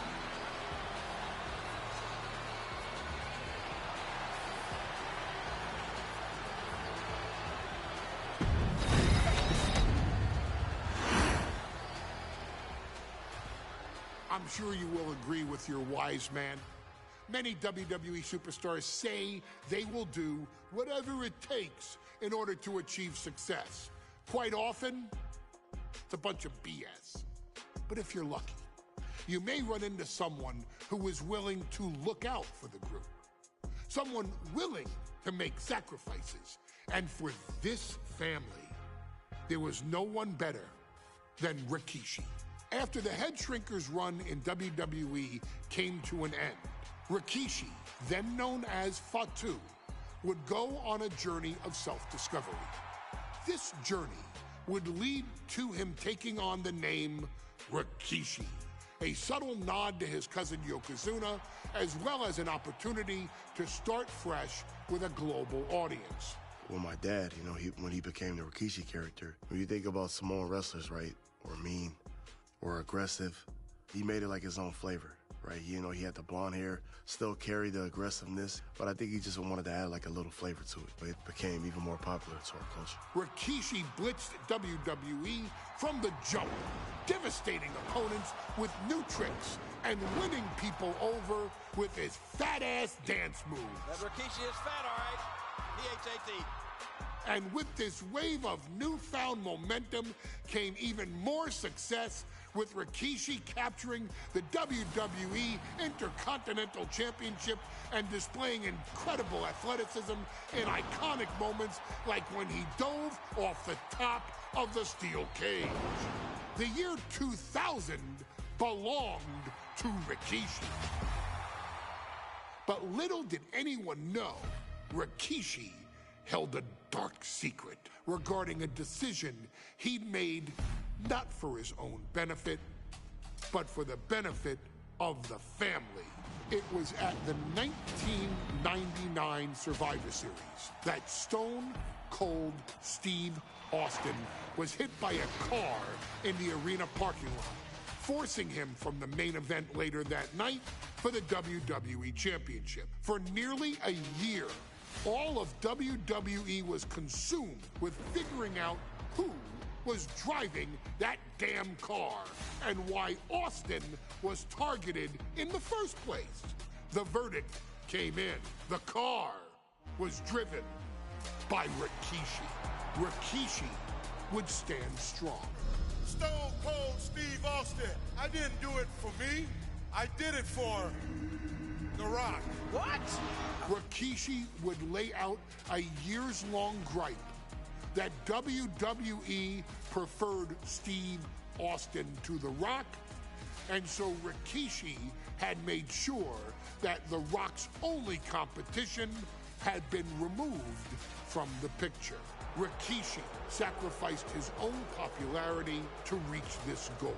The Rock thrived while Austin was on the shelf. For Rikishi, the struggle and fall was all worth it. Rikishi knew that he would eventually have to face off with the Texas Rattlesnake to answer for his sins. And he welcomed that meeting with open arms. What Rikishi was unprepared for was for WWE to stack the deck entirely, looking to make Rikishi pay for taking out their golden goose. Stone Cold Steve Austin was allowed to drive his truck directly to the ring and was generally given the freedom to do whatever the hell he wanted in the name of revenge. We are going to make things right. This time, when Rikishi and Stone Cold Steve Austin lock horns, there will be no stacking of the deck. Someone willing to give of himself so that his family, this family, can succeed, deserves better. So get in there and showcase the never say die spirit that has led this family to victory time and time and time and time and time and time again. Use whatever weapon you can get your hands on and prove to Stone Cold Steve Austin that you will do anything for the people.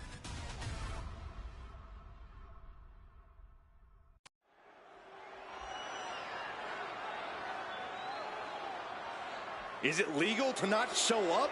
Rikishi has brutalized Austin lately.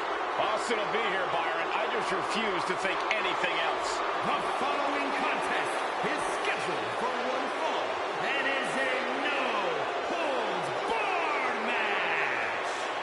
Introducing first, from the Isle of Samoa, weighing in at 424 pounds, Rikishi! We have learned more about Rikishi in the last couple of weeks than we knew about him his entire career here in WWE. He said he ran over Austin not for himself, but for The Rock. Right, and now he's coming out here, and I guess if Austin doesn't show up, the general manager is going to have to come out here and declare this is a forfeit, and Rikishi's going to win it. This man makes me sick.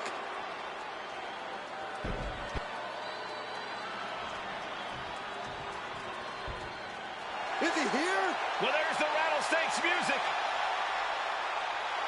He's here. Austin's here. Stone Cold Steve Austin came here with no fear, no hesitation, just revenge. His opponent, from Victoria, Texas, weighing in at 252 pounds, Stone Cold Steve Austin!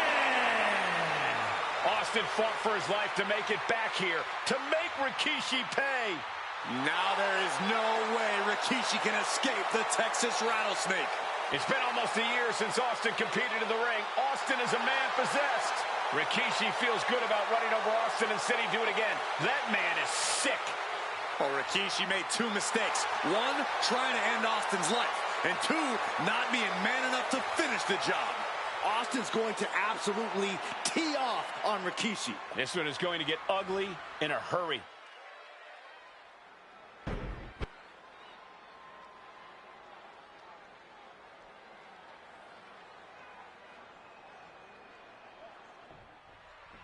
It's a miracle Austin survived being run over by Rikishi. Now a pissed off Texas Rattlesnake is on the loose and out for revenge. It took Austin almost a year to recover from the injuries he suffered in that heinous attack. You can't blame Austin for the damage he inflicts on Rikishi tonight. Byron, a lesser man wouldn't have survived. Stop. Watching! Crashing to the floor. I don't care who you are. You're not the same after suffering a crash landing like that. We've talked so much about motives leading into this match. In my view, Rikishi's are delusional. His family have been given equal opportunities, and they all took full advantage of them. Yeah, my blood boils at the propaganda Rikishi's been selling. But I'll tell you about the most legitimate motive in this story, and that is payback for Stone Cold.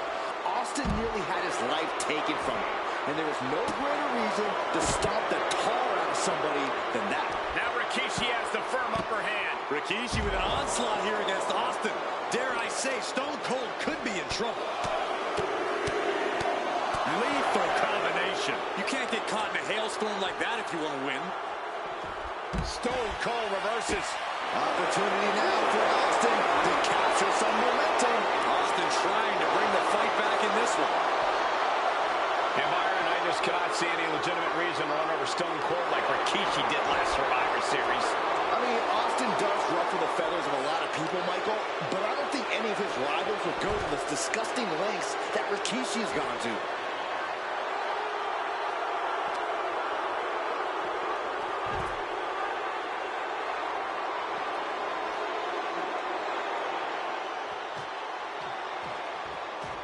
Austin and Rikishi trading heavy artillery on the outside, and here comes the Rattlesnake. Stone Cold Steve Austin fired up and revenge on his mind. You got to think about how bad Austin has wanted this ever since Survivor Series last year. Been dying to get his hands on Rikishi. All of that venom, all of the vitriol inside of Austin being unleashed on Rikishi right now. Remember, this is no holds barred. Anything goes. Austin has Rikishi down. The rattlesnake is red hot. And do you hear this capacity crowd? They want more from Stone Cold. All he wants to see Rikishi get beaten down like a pile of human filth. Headed back into the ring. Stone Cold letting his feelings towards his opponent be well known.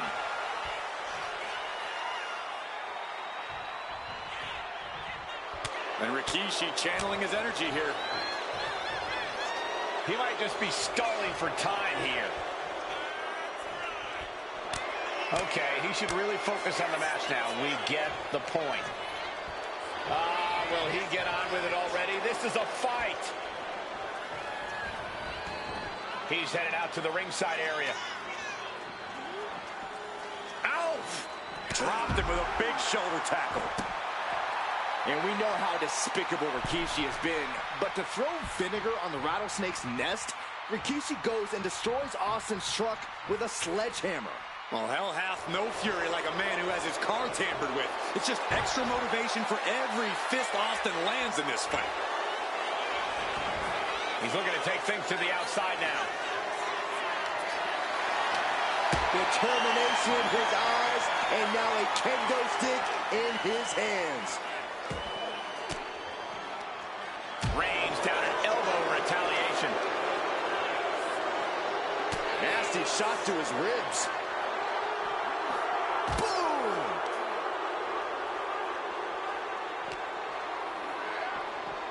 Into the barricade. Back into the ring here.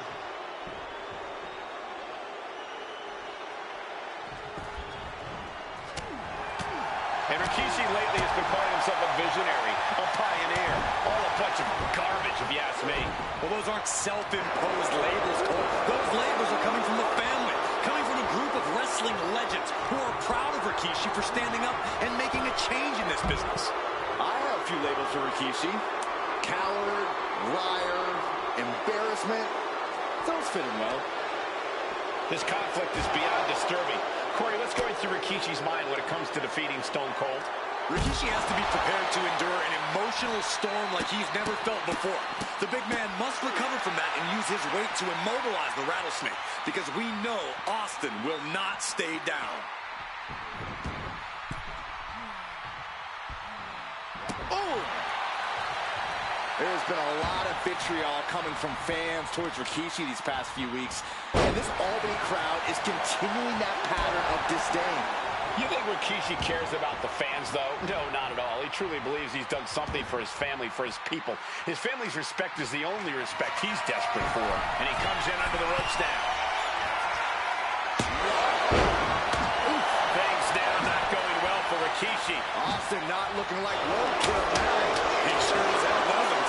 Rikishi feeling the pride of his family with every ounce of damage he delivers to Stone Cold. Just sent crashing to the arena floor.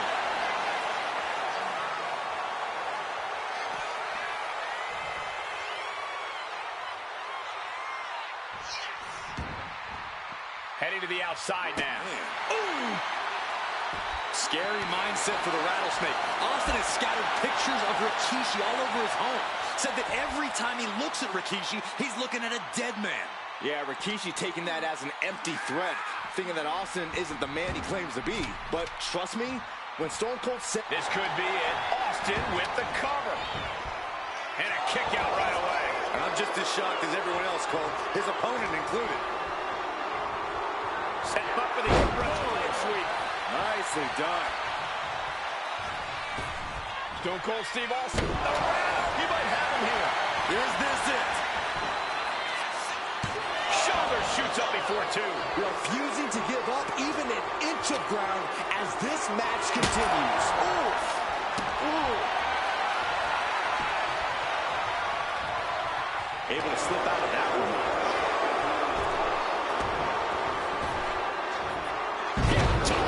Austin applying the pressure. Stone Cold teeing off and getting the best of Rikishi. Austin's waited a long time for this. Austin having flashbacks to Detroit. Rikishi's about to meet a stunner. Catches the kick. Impressive. And there's Austin sent flying.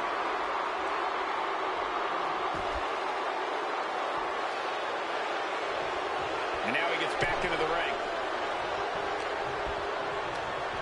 Oh, and he gets discarded out of the ring. Heads outside the ring. And no countouts means he can take his time. Working the midsection there. What a counter. Oh my gosh, going head on into the stairs. WWE Universe wants tables. Well, they've got tables. Back in the ring. Austin just looking to humiliate his opponent. Okay, he should really focus on the match now. We get the point. And that'll put an abrupt end to his little one-man show. Incoming. Going outside. What's he got planned here?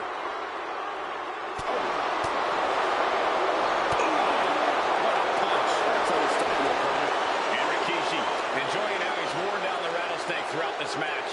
And I bet The Rock is smiling about it, too. Oh, stop that nonsense, Corey. Gets out of the ring. What's going to happen now? Back into the ring now. Austin showing no fear, no intimidation. Here we go, cleaning up the announce table. We know what's coming next. This match is getting more. And Rikishi slows Austin down with a thunderous right. Austin's in trouble.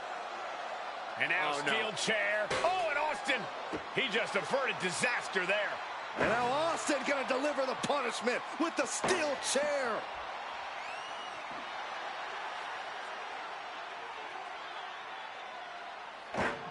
A relentless Texas rattlesnake beating the brakes off of Rikishi with a steel chair. And again, thunderous blows by Austin.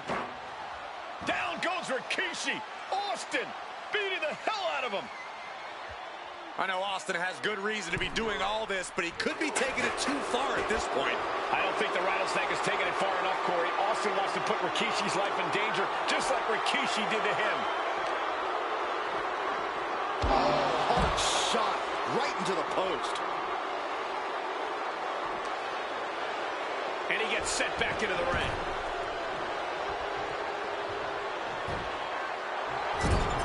And he's coming to, about to stumble his way into danger. Uh-oh. Rikishi driver. Is that enough to take out Austin? Oh, this could be over. There's two. No, he beats the count. What a kick out by Austin. You can never count the rattlesnake out. I can see it in the eyes from here. Disbelief. Unbelievable how this one is still going on.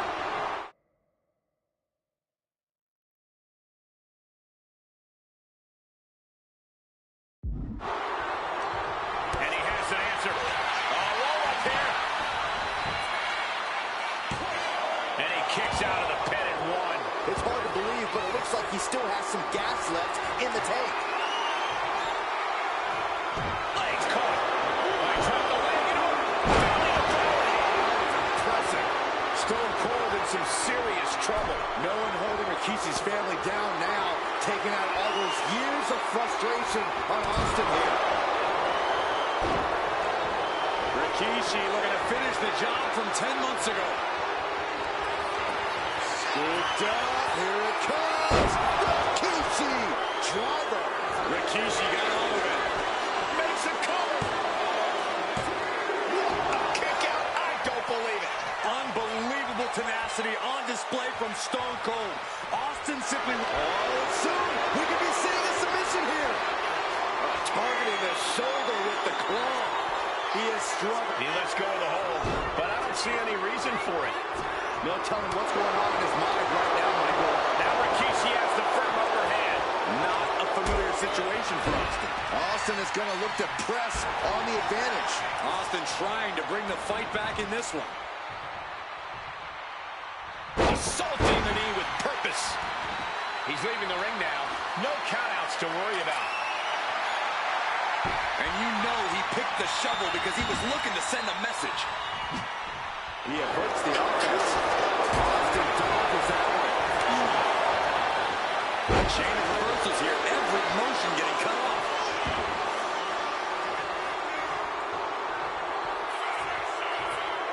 Now look at that. Rikishi with a Banzai drop. And then quickly the cover. 2. Rikishi somehow defangs the rattlesnake. Damn it.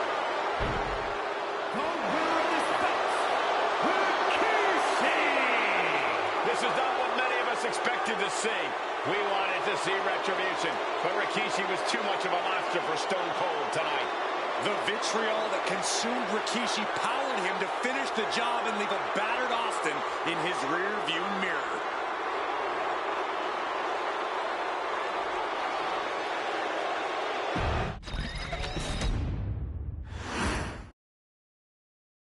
His arrival signaled impending doom. His very presence was enough to intimidate even the bravest WWE competitor. His name itself simply meant the end. And if you found yourself standing across the ring from Umaga, you were most certainly coming to the end of your own road. The younger brother of Rikishi, Umaga, was every bit the Samoan bulldozer that his nickname would suggest, mauling opponents with ease, relishing the chaos that he created. A menace to the entire roster, an unrepentant badass, Umaga tortured his prey with high-impact collisions before ultimately sealing their fate with his vaunted Samoan spike, a vicious move used today by Solo Sikoa. Inside the ring, man, he was just a complete monster. Anybody that stood in front of him, he was going to wreck him no matter what he had to do. He was just a crazy, wild Samoan. Outside of the ring, man, just a loving guy to be around. A fun uncle, always joking, always barbecuing at his house. I always looked up to him. He was just so cool. Perhaps an unheralded aspect of Umaga's game was his mastery of mental warfare. Umaga loved to present a wild, out-of-control savage, one who needed manager Armando Alejandro Estrada to handle all the details while he destroyed opponents. Umaga was the perfect definition of the word aura. A two-time intercontinental heavyweight champion, Umaga established himself as one of the purest forms of dominance to ever set foot in a WWE ring. His intense clashes with Batista, the Heartbreak Kid Shawn Michaels, and Triple H, along with WWE Championship battles against John Cena, still live on in the memories of those who were fortunate enough to watch Umaga perform. And Umaga will live in immortality through every member of this family, whether it's with a huge Samoan drop, a running bulldozer into the corner, a Samoan spike, or even a war cry in the middle of battle. Umaga is forever. I wish he was here. I know he's watching from above. So you, our beloved Us in training, are asked one simple thing here in the WWE 2K25 showcase: to defeat John Cena. You've done that in this mode before, right? Simple. It was at New Year's Revolution in 2007 that Umaga and John Cena first collided for the WWE title. Umaga appeared to be too much for Cena in the minds of many pundits. Undefeated in WWE some 9 months after his debut, and things were going very well for Umaga. Until they weren't. Umaga would see his undefeated streak end by, of all things, a damn roll-up after rushing directly into the outstretched shoes of John Cena. 1 second of luck allowed John Cena to escape the inevitable, and now it's on you to fix it. Head into that ring. Showcase Umaga's cruel brutality and get Umaga the WWE Heavyweight Championship victory that he should have gotten in the first place. I assure you, my dear friend, Armando Alejandro Estrada will make sure nothing else goes wrong if you take care of business inside the ring.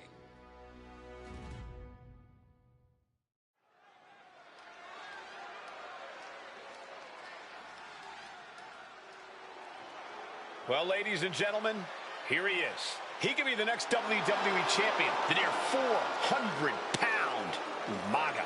A man that since debuting right after WrestleMania 9 months ago has remained undefeated. And Umaga has been in the ring, Byron, with the best of WWE. This man looks, moves, and sounds like a movie monster. Except Umaga is for real. He is a Samoan bulldozer, an 18-wheel version with a mean streak. Big, athletic, strong, and probably going to outweigh John Cena by well over 100 pounds. Since 1963, the WWE title has only changed hands twice here in Kansas City.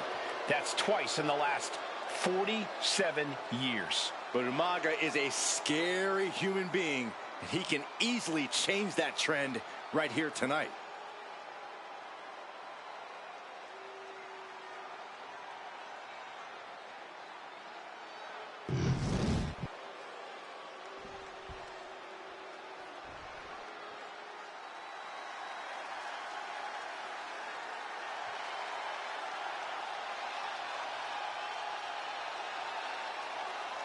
A phenomenal ovation in this arena because the champ is here. John Cena has a gigantic challenge awaiting him in the ring, but Cena doesn't have a reverse gear. Absolutely not. The champ only goes one way, and that's straight at you.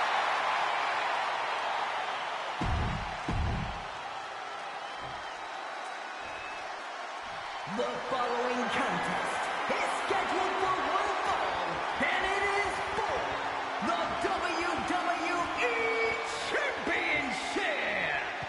Introducing first, the challenger from the Isle of Samoa, weighing in at 353 pounds, Umaga.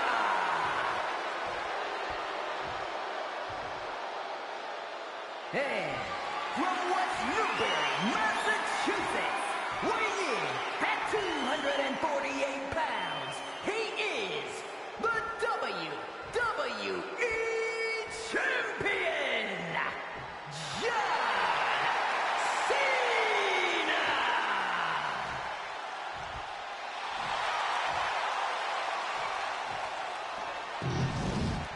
Looking at the champion, I guarantee there is no doubt in their mind as to who is leaving this match with the title around their waist.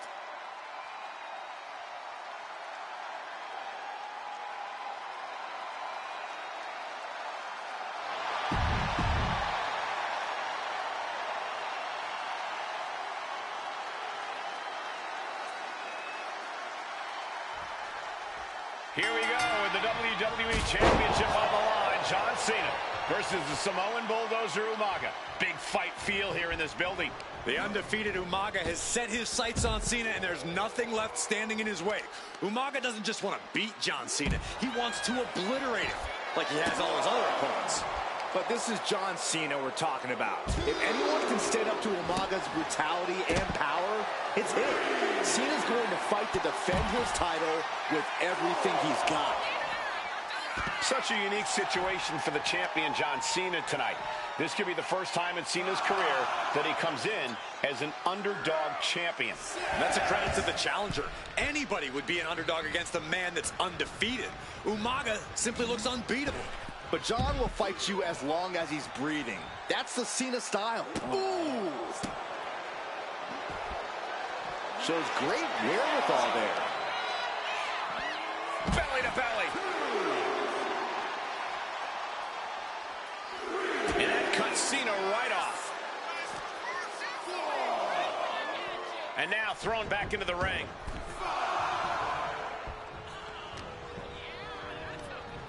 And Cena crashes to the outside. He's out of the ring. What does he have in mind now? And he gets delivered back into the ring.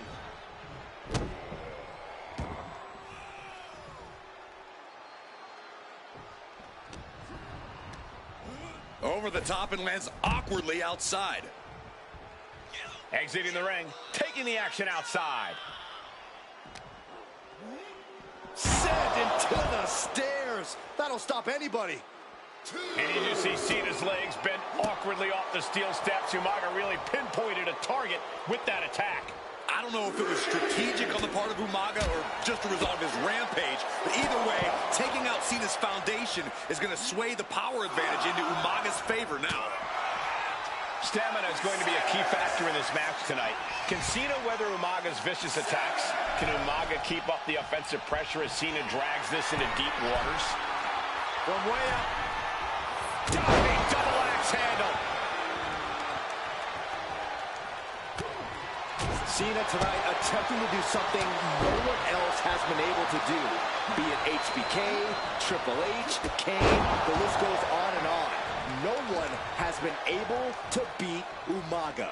Since debuting in last year's WrestleMania, he's never been pinned, never been submitted. Umaga is a man who's decimated every single thing in his path. It's not hyperbole to call him a dangerous and deadly savage.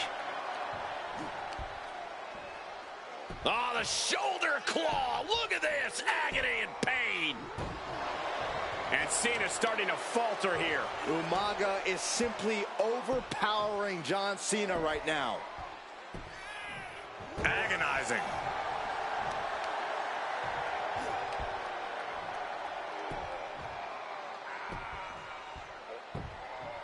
Taking it to the shoulder. Umaga is truly a specimen to marvel at, Corey. And his handler, Armando Alejandro Estrada, knows he has a thoroughbred on his hands. There's a difference between thoroughbreds and Umaga, though, Cole. Thoroughbreds can be tamed. Umaga cannot. Estrada can only serve as a mouthpiece for Umaga. He can only help direct Umaga's blind brutality. I think even Estrada knows no one can control the Samoan Bulldozer. Uh-oh. And he retaliates. At last, he's keeping that string of offense in check. But Cena still has to do more to get this fully in his favor.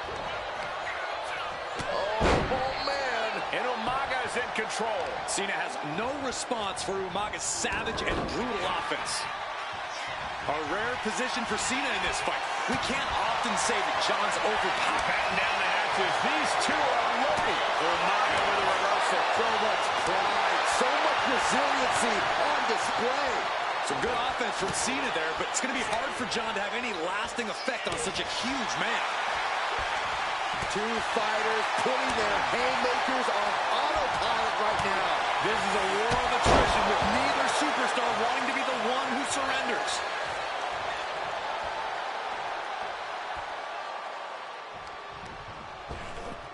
Oh my gosh, with one hand. Superstar setting up. Oh, what a slam! Landed him. Effective counter.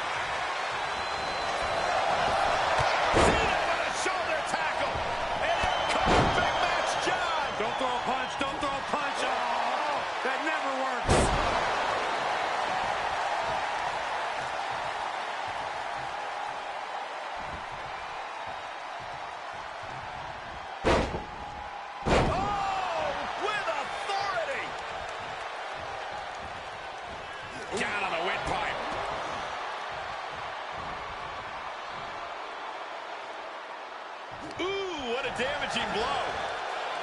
And Umaga, of course, coming from a very rich heritage. Some of the greatest athletes in any sport come from the Samoan heritage. Umaga's aggressiveness can be traced back to his bloodline. When you're fighting a Samoan, you are battling a tough, scary human being. Winding up. There's a Samoan spike. Ouch. The challenger clearing a path to the title. Oh, ouch. Oh, what a kick. Ooh.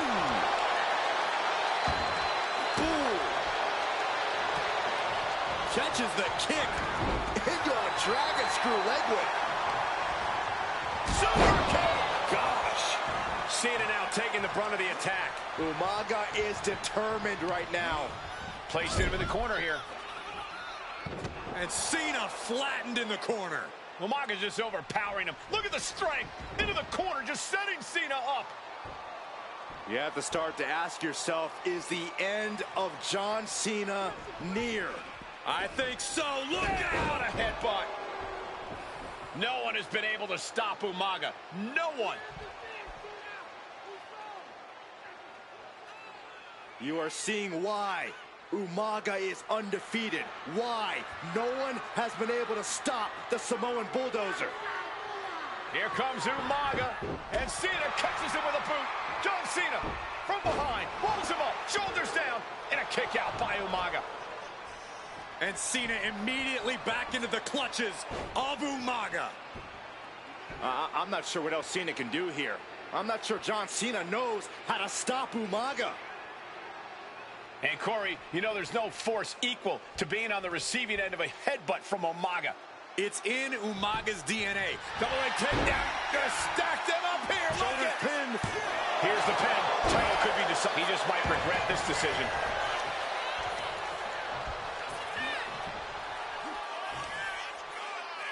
Up across the shoulder.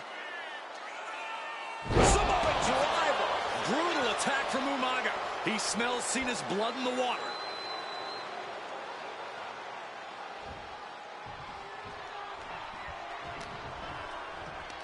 Pulls their opponent in. Belly to belly. Sometimes I look at Umaga and it just scares me. I think he forgets that he's even in a championship match. Estrada is very aware of it, but Umaga sometimes looks oblivious to what's going on, other than the fact that he knows he's supposed to hurt his opponent. Having no conscience is what has set Umaga apart. If he gets confused and the bloodthirst takes over, that's where Estrada becomes useful by directing. Winding up. Samoan spike. The challenger comes up big. Cover. Amazing. That was a matter of a fraction of a second. And now the Samoan bulldozer are going to have to dig a little deeper to close this one out. Spiked him. Momentum fully shifted. Cover. New champ incoming. New champion. An undefeated champion.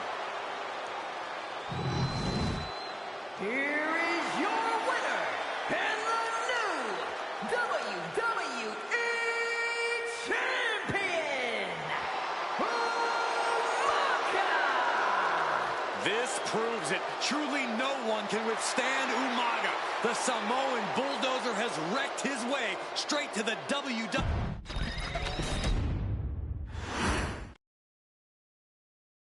Hey, in WWE, things move really fast. If you aren't present in the moment, it can feel like a year goes by in only 2 or 3 minutes. That's why you always have to make time to make sure that you check. Hold on. Did I just hear myself say 3 minutes? Stop. Can you believe I'm actually doing Eric Bischoff's shtick? In the early 2000s, few words sent a shudder through the roster like the words 3 minutes, summoning the fearsome duo of Rosie and Jamal, collectively known as the 3-minute warning. Initially hired by the aforementioned Raw general manager Eric Bischoff to interrupt anything he didn't find to be entertaining. You're just not entertaining me. 3 minutes are just about up. The two instantly made their mark in WWE with their complete and total decimation of anyone that was targeted. Their formula was really simple. Two bruisers with surprising quickness who took pleasure in throwing opponents all around the ring with reckless abandon. And the trail of bodies left in their wake remains a testament to their devastation. Rosie, older brother of your tribal chief, Roman Reigns, and Jamal, who would in time develop his skills further and take the name of Umaga, were about instant gratification. They treated matches like a race, seeing how much damage they could fit into the shortest time possible. The 3-minute warning with my brother and my cousin, it was just one of the coolest gimmicks of all time to me. It was catchy, you know what I mean? Like, you kind of knew what was happening. And I feel like we all remember when the 3-minute warning hit for the first time. You know, the whole Den TV area just lit up. Every match was a train wreck, as the two would use their size to overwhelm most opponents, coupling that with incredible tag team maneuvers to increase the carnage to its maximum levels. That approach, maximizing damage while minimizing time, was a 3-minute warning signature. The team itself saw its run in WWE last for a little over a year, but in that time managed to make such an impression with the WWE Universe that it still resonates today.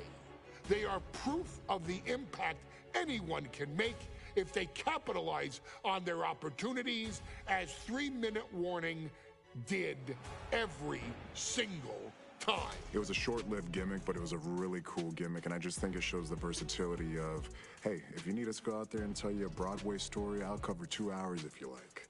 But if you need us to come out in 3 minutes to make an impact, we can do that too. But you gotta be really good to be thrown in there with the very, very best in the industry. I'm getting all pumped and proud, you know, for my brother and my cousin right now, just thinking about it. Here in the WWE 2K25 showcase, we have selected another team that embodies the same mindset in Akam and Razor the AOP. Similar to Jamal and Rosie, these two look to inflict the most pain in the most efficient manner.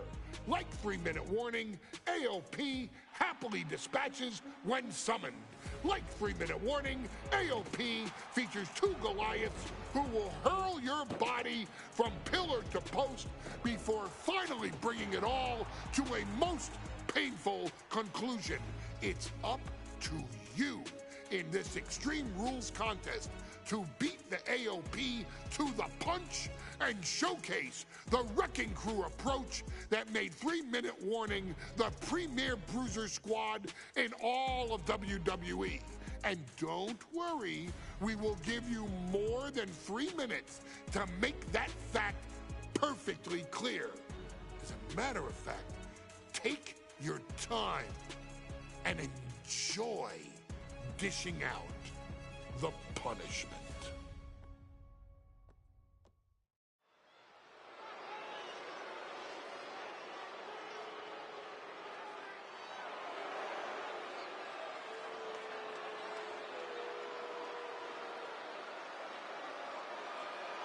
AOP is here, ready to wreak havoc. And they want to prove 3-minute warning has nothing on them. Two roughneck teams ready to use this Extreme Rules stipulation to the fullest.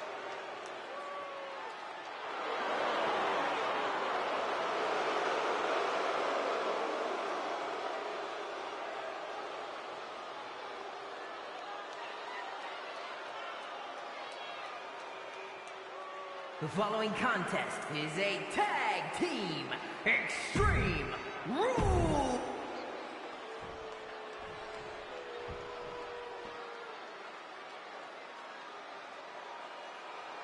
And guys, the authors of pain now have 3 minutes. And at a combined weight of 770 pounds, Rosie and Jamal, 3 Authors of Pain versus 3-minute warning is a recipe for brutality and ruthless carnage. And that's in a regular match, Cole. This is Extreme Rules. These two hit squads are going to tear each other apart. 3-minute warning made a career out of demolishing anyone who got in their way. Why would AOP be any different? Because that's exactly what AOP does too. They play the same game as 3-minute warning. We got 3-minute warning and the Authors of Pain clashing tonight in what should be a harrowing Extreme Rules match. Considering the teams involved here, it comes as no surprise that we have medical teams standing by backstage. Yeah, these are two of the most merciless and physical teams we've ever seen. Lasting bodily harm isn't just highly probable in this match, it's essentially guaranteed. I, for one, can't wait to see what these teams do with the rules thrown out the window.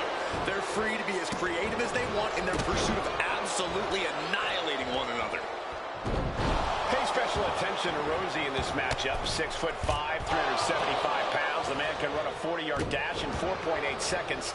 This guy is a pure athlete. Rosie played high school football with a legendary running back before playing college ball in Hawaii. Imagine being pancaked by the force Rosie brings. Many would call the AOP and 3-minute warning equally brutal. How can one of these teams get the edge in this head-to-head contest? It's true they're well matched, but AOP tends to be the more methodical and calculating of the two teams. If AOP can get control of the pace and smother 3-minute warning's chaotic in-ring style, they'll be in a position to win this. Oh, Razor gets cut off. Just look at the size of all these superstars. The ring had to be reinforced before this match. Over 1,300 combined pounds colliding. These men are so big and so thick, it's a challenge to wrap your arms around them. It's really just best to find weapons and whack away. Yeah, and there's plenty of weapons to choose from tonight. I don't like where this is going. Yeah, Cole, this has the possibility to completely unravel here. Oh, man. Ooh. What a kick. This is just nasty. Oh, look at this aggression, just pure brutality. Come on, easy. Look, the most intelligent competitor in a battle knows that there are many roads to victory, including the low road. Man, Rosie and Jamal, Akam and Razor representing the biggest, most imposing teams WWE has ever seen. Both teams don't care what the motive is, don't care who the target is. Their goal always remains the same, and that is complete destruction of the opposition. We call them equal opportunity ass kickers. The first kick right to the face. 3-minute warning might just be done messing. Well, nothing fancy here. Tasting victory. Hold on. Trying to steal one here. Into the cover. A kick out. Oh, my God. I'm absolutely stunned. A display of near superhuman resilience. After seeing that, it's hard to imagine what it's going to take to keep this competitor down. It must be demoralizing knowing you unleashed your best shot on your opponent to no avail. Rosie and Jamal tell their victims that they will feel the 3-minute warning. What does that mean, Corey? Well, it means a lot of superstars will get run over by the pain train, and it's only going to feel like the longest 3 minutes of their lives. When you're as big and strong as Rosie and Jamal, that's how quickly it can be over. Coming back from the outside now. Ooh. Got out of the way, but can he capitalize? Boom! Oh! Boom! Clothesline. Elbow drop right on point. Dominating shoulder tackle. That's using your head. Slamming their opponent into place. Curious to see what's coming next from the second row. This could do it. Delivers an axe handle. This is getting into dangerous waters here. I'm positive this wasn't in his game plan, but if he wants to survive this match, he needs to come up with a new plan ASAP. Oh! Clubbing. And Rosie being out-wrestled there. A ferocious Razor coming out here. Oh, vicious headbutt. He's been dealt a good deal of damage. You know exactly what you're getting into when you sign up for this kind of match. I don't know what he's got in mind heading to the floor here. Reversal. And that turns things around. He's looking for something. This could get dangerous. He has a kendo stick in hand, and this place just turned into South Swanson Street. Able to make a timely escape. What a clothesline. And he's being somewhat backed into a corner right now. And this is a classic Extreme Rules game plan, trying to deal as much damage as possible. We knew this would be a grueling and punishing match, but AOP and 3-minute warning are exceeding all expectations. And he slides him back to the mat.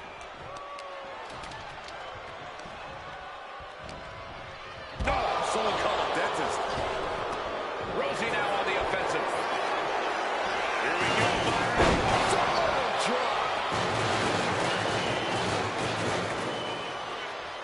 whip back into the ring.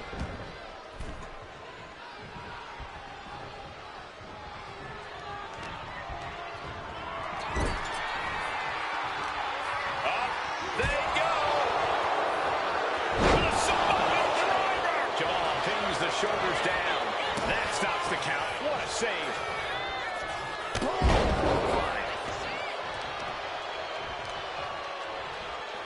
Taking out the knee. Things are heading ringside now. Wrench in the arm. Clothesline. Off with their head. Oh, gosh. That looked like a bad landing. Just like that, he's busted wide open. Opening up the floor. What's he planning to do here? Roll him on his belly, single leg crab. And now latching on. It's locked in so tight. Running out of options in a hurry now. He's got to relieve the pressure. And escapes. Clean knee to the face. Taken to the floor. And he's got no worries about the count. Where's Rosie going now? And he re-enters into the ring. Watch out! Misses big time. This is a whole new level of chaos and brutality. 3-minute warning, and AOP just keep upping the ante on each other. Rosie needs to get his wits about him fast. Pump handle locked in. Death Valley driver. That's it. 3-minute warning are done. Yokes up their opponent. Sidewalk slam delivered. Man, this place is jumping. Tatum avoids the attack. Brilliant blow could be felt throughout the arena. Looks like he's got something in mind for ringside here. He's looking to absolutely destroy his opponent with that chair. Oh, my God. Getting back into the ring now. Set up for a second time. Lands the splash. Is there any life left in Rezar? He's hurled out. Shoulders down. Rezar might be down for the count. Into the cover. Rosie and Jamal survive Extreme Rules. Here are your winners, Rosie and Jamal. 3-minute warning. Gotta give it up to 3-minute warning. In a contest between two of the most badass squads we've ever seen, they were the tougher competitors.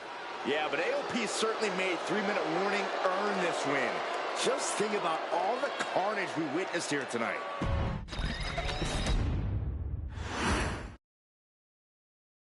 We've come to the part of the showcase where we get to talk about Tamina. Ever since walking in WWE, shoulder to shoulder with the Usos, Tamina's alliance with this dynasty has never been in question. I remember watching Monday Night Raw, and I seen Tamina debut with my brothers. It was a pretty cool, dynamic, right? Two of my brothers and Tamina. Together, Tamina and the Usos helped each other navigate through a trial-filled first year in WWE, making sure they all survived together. In later years, Tamina has formed alliances with both Naomi and Nia Jax, honoring this family's connection. While Tamina has looked to create her own name in the industry, she has never missed a chance to acknowledge her place in this family either. Trained by Afa and Sika, the wild Samoans, Tamina was instilled with the same instincts that have carried each member of this family to wrestling glory. Her in-ring approach is similar to many in the bloodline. Quick striking, high-impact attacks, and smothering holds. As capable with a super kick or a big splash as anyone else, Tamina has maintained a remarkable level of success in her WWE career. A constant contender, Tamina has competed for the Women's Championship on many occasions. She's also held the Women's Tag Team Championships along with 9 separate reigns as the 24/7 champion. Tamina has proven capable in any environment against any opponent. Tamina is always the perfect test for a rising contender. Defeating Tamina proves that you're at the top of your game, and she will always expose those who aren't quite ready yet. Taking her lightly is the easiest way to book your visit to the local medical facility. Tamina has taken part in many memorable moments, but in the 2K25 showcase, we're going to give you the chance to make history. In the first ever women's Money in the Bank match, Carmella, of all people, would walk out victorious after letting someone else do all the work. Tamina, Becky Lynch, Natalya, and Charlotte Flair were all robbed of a great opportunity that night by Carmella. So this is your chance to make it right. Showcase Tamina's grit and take out the other 4 ladies in this ladder match to become the first ever winner of the Women's Money in the Bank. Carmella might still sneak out with the win, but if she does, she's doing it on her own because we're not allowing anyone else at ringside for this match in our showcase.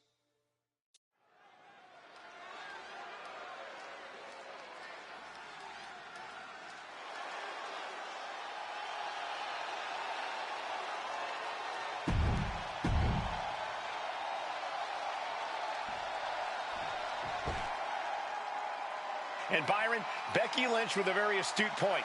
I rip off arms. You can't exactly climb a ladder with no arms.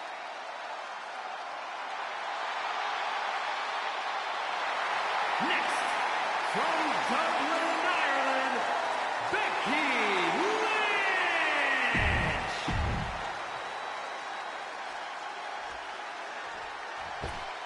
There's a big fight coming. Tamina, perhaps the most dominant superstar in this match. And I guarantee she is not fazed by taking on 4 different opponents in a ladder match. From the Pacific Islands, Tamina. This is a milestone moment that is being watched all over the world. And Tamina is hoping to live up to her family's legacy. She wants that briefcase. She wants that title. It's in her blood.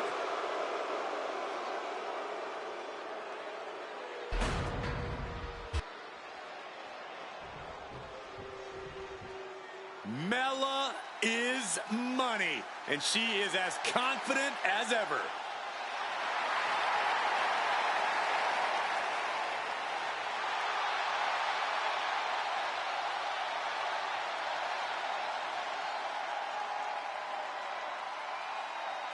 Making her way to the ring from Staten Island, Carmella. Byron, Carmella's made a couple of good points recently, saying, I was the last woman drafted in the WWE draft last summer. How big of a chip is on her shoulder? Oh, she's got a huge chip on her shoulder. And also, don't forget, Carmella has had some major victories lately, so she has all the fuel you could need heading into a match of this type.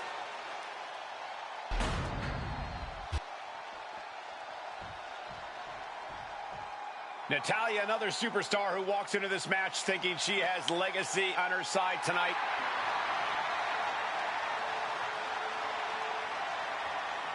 And from Calgary, Alberta, Canada, Natalya! Every last woman in this match has chased this opportunity so fiercely. They have chased the championship, perhaps none more so than Natalya.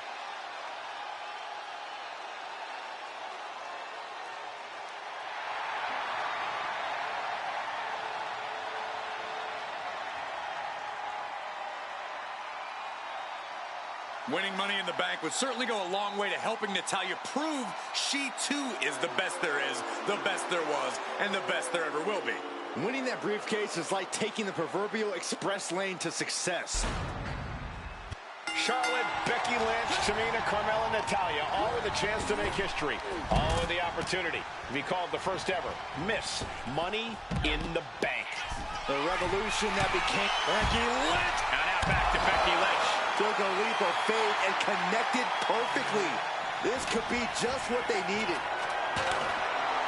Is there anyone more intimidating in this group than Tamina? I've said it before. It could be a coming out party for Tamina. This is her time to live up to her family's legacy. If Tamina wins the contract, it guarantees her first title opportunity in over 2 years. More than an opportunity, it pretty much guarantees Tamina will become the next women's champion. Such a dangerous setting for all these superstars. Ladders are everywhere. Each competitor is only limited by their imagination. Your head has to be on a constant swivel. Ladders will be used as weapons. Anything can happen to get that briefcase. She's worked so hard for this. I think it's about to pay off, Cole. She's reaching for it. The whole match is literally in the palm of their hands. Look at this, just head up that ladder. Center of the ring. And looking at the playing field, the majority of these women love to utilize their submission offense to put opponents away. Tapping someone out won't win this match, but these women should not shy away from using the biggest weapons in their arsenal. We've heard Becky say she was going to rip arms off tonight. You can't exactly climb a ladder with no arms. Tossed back into the ring.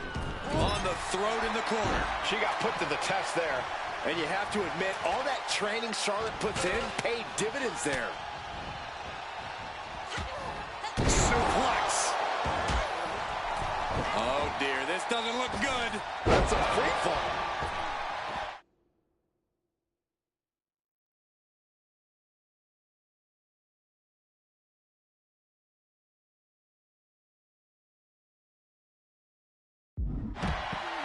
And she's out of the ring. Remember, no countouts in this one. Looks like she wants to take things to the floor here. 3 second-generation superstars competing in this match.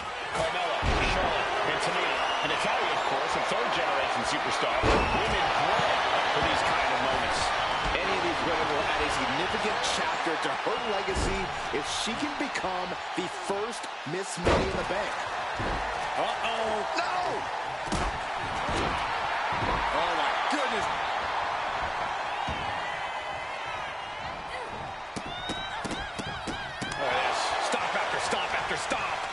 Never had a chance to block any of those. And she may be cunning, but even the veteran Lynch didn't have that attack scouted. Yeah, Tamina just inflicted as much pain as possible and enjoyed it. Carmella sent to the outside. Face first with a waistlock takedown. No safe haven in this match. These ladders can be your best friend or your worst enemy. There's no allies in this match. It's everyone for herself. There's no room for friends when history is being made. Not when you can go down in the record books as the first Miss Money in the Bank. No love lost between Lynch and her opponent. And now heading back inside the ring. She countered that into it. Oh, look at Becky. Down she goes. Disarm her. Disarm her. She's trapped in the submission. This one, let's go. She just released the hold. Maybe she has something better in mind. The contract that can change lives hanging above the ring. Probably the most profitable opportunity in our sport. 15 out of 17 superstars have successfully cashed in the Money in the Bank contract. A surprise cash-in has only failed once, and the other failed cash-in was awarded to a week in advance. You are almost certain to become the next SmackDown Women's Champion if you grab the contract tonight. Forward smash on the ladder. She takes this fight up in the air, refusing to back down. That was a powerful punch. That's a long way down. Every blow up there is an attempt to save their chances. Last line of defense coming through. Oh, no! Holy hell! Wanted to destroy the opposition and ended up paying the price. Gonna try and unhook it now. Victory is literally within reach. Every second up there is allowing the opposition to recover. Better hurry! She even slid. Take down to the mat. Wall bridging. Fujiwara armbar. Man, that's cinching it in. Look at desperately trying to find a way out, and she does. Things are looking a little rocky for her. This deep into a ladder match, the last thing you want is to start breaking down. Up the ladder now. Let's see if this is right for the picking. Money in the Bank briefcase still hanging high. This is what it's all about. The opportunity of a lifetime. What are you willing to do? How much can you sacrifice to be the first? Becky Lynch got her locked in. Submission move to disarm her here. Disarm her by Lynch. This could be lights out real soon. Could be. And look at her giving up. She's quitting, but it doesn't save her from the hold here. Goes under the ropes and into the ring. Oh. Going right after the arm and taking down their opponent effectively. Punishing.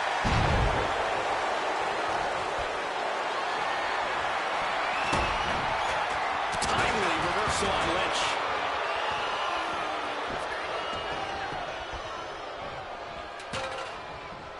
Climbing up. Does her enough time to go for the win? Big leg drop.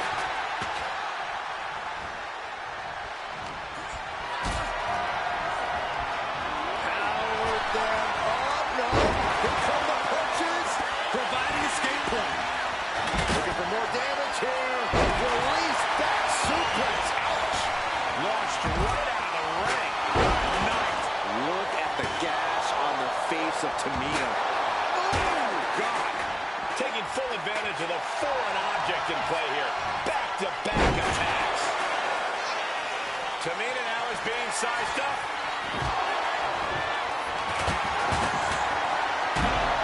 Becky is setting up for her. Oh, no, wait a minute. Wait a minute. Right into that disarmer. She's gonna tap. She's gonna tap. She's trying to ask for mercy, but not even tapping out can help her. Now clearing the announce desk. This isn't going to end well. Guys, they're coming dangerously close here. The damage she's taking can have lingering effects. Yeah, she's in a lot more than rough shape here. Dragon screw. That'll tear your knee up. And let's fall victim to some big impact there. Yeah, but when ladders are a part of the match, you really can't expect anything less. That'll have you walking funny.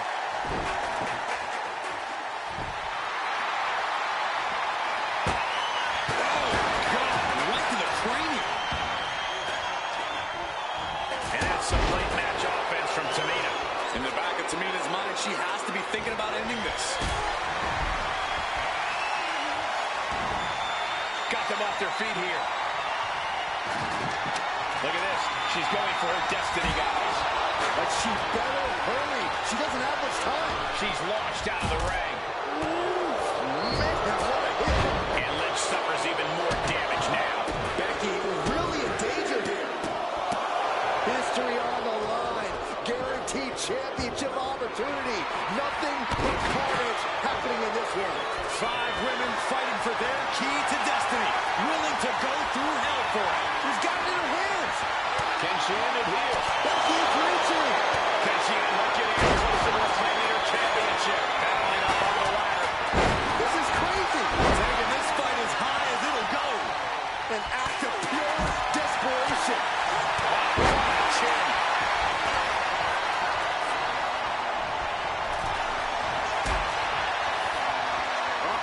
Dragon sleeper applied. This could be it. Submission locked in. Showing the world just how much fight she's got left.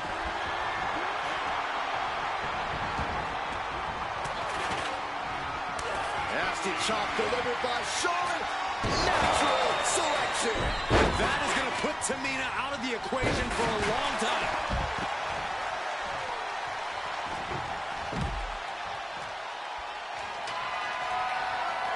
Takes a big clean hit from the table. And Natalya still able to get out of the attack. Yeah, Natalya's been able to stay with it and has the advantage here. She's taken into the corner. Needs to get out.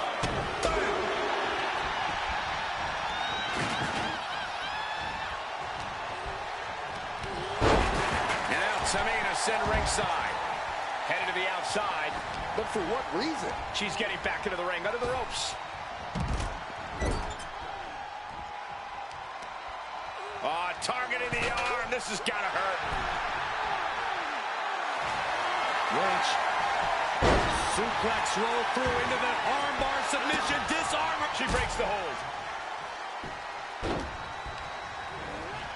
Oh, goodness. Blasted right into the corner.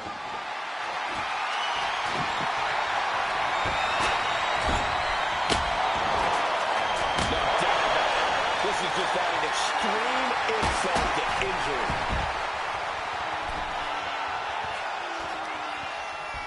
Absolutely shattering the table. Incredible impact. This match has been history in the making. This is insane. Quick thinking from Tamina. And now here's Carmella. Tamina not caring that Becky's a fan favorite. The crowd's adulation is meaningless. All that matters is the contract suspended above the ring.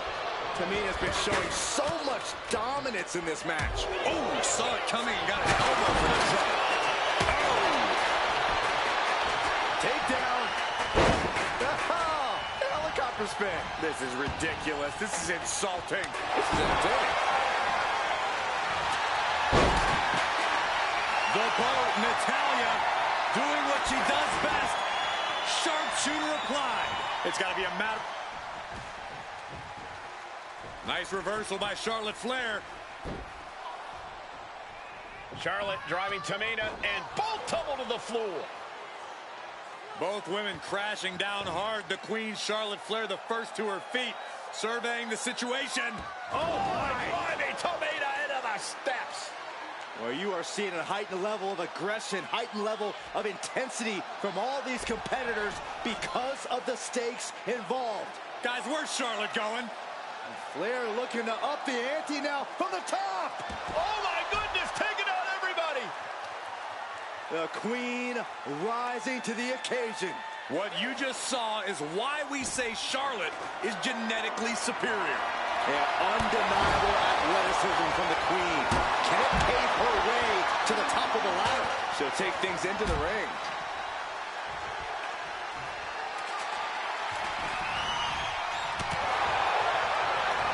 Oh, look at Becky. Manhandle slam.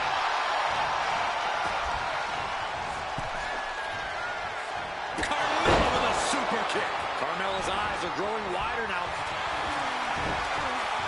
Lynch looking to secure. She might want to tap here. Maybe her opponent will show her mercy then. She can tap out all she wants. It's not going to put an end to the suffering. She's ready to take this match to the outside.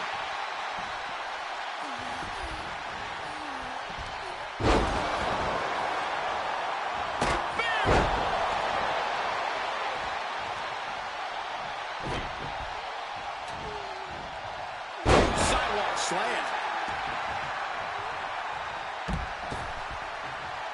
Another attack to the head and looking a little dazed. Super kick!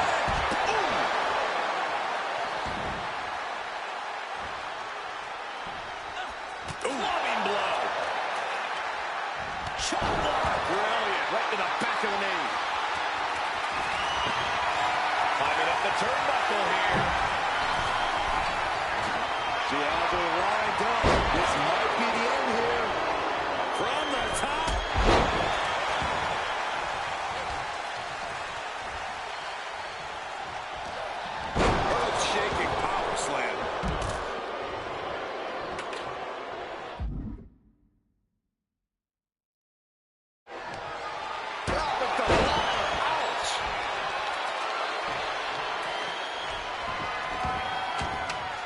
the ladder, center of the ring.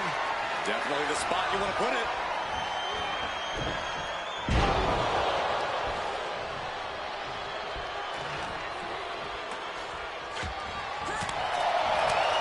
Disrupts the attack with an elbow to the gut.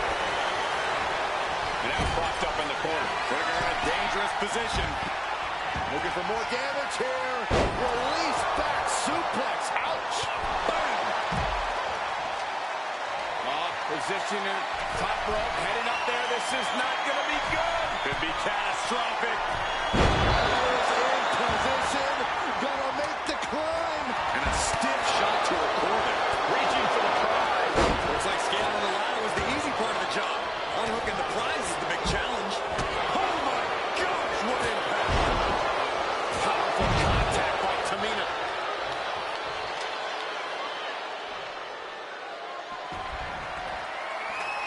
She's getting that ladder exactly where she wants it. A crucial step. And all these blows in the midsection have to be having an effect on her. Maybe starting to struggle to get a full breath at this point. Hands must be shaking up there, making it difficult to capture glory. This is where steady nerves are a necessity. Let's take it. No. There's all caution to win. Played the daredevil and paid the price. Head up that ladder. Center of the ring. She's grabbing at the prize now. Slow and steady won't win the race. On the floor with a trademark chopping. Followed by natural selection. The queen has put an opponent in the dirt, and now the ladder to her throne awaits.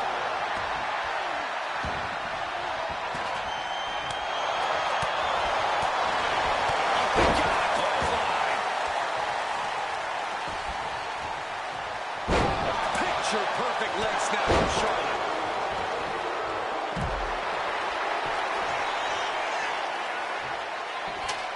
Smack dab in the center of the ring. Perfect placement. Climbing up, but is there enough time to go for the win? This is the chance. Could be the only one. And it looks like that hook is causing a lot of problems up there. This could be the beginning of the end. Uh-oh. Sharpshooter applied. Very unique escape to fight her way out of the sharpshooter. He pulls up the reversal. Quick thinking that time. And she quickly turned that around. Shot.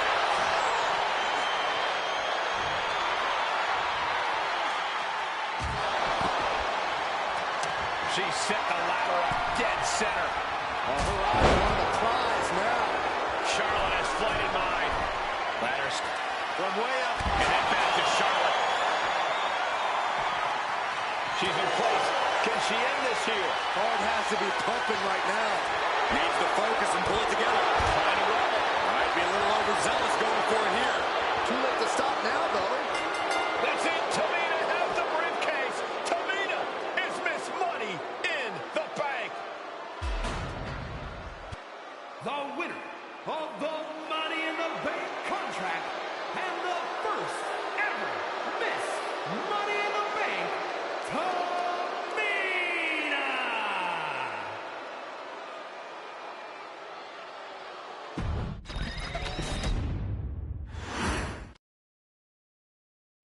Any member of this family that enters the professional wrestling business knows about the expectations that are going to be on their back.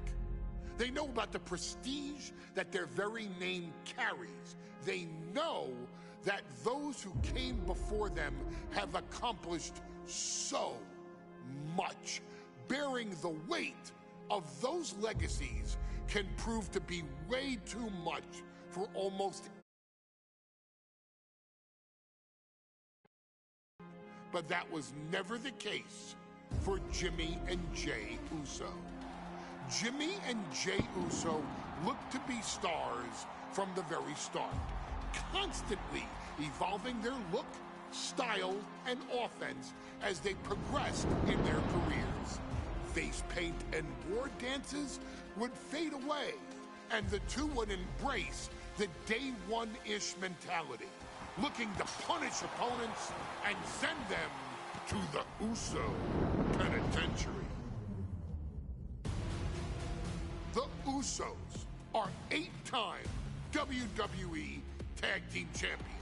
The Usos have main evented WrestleMania after initially fighting for a mere spot on the card.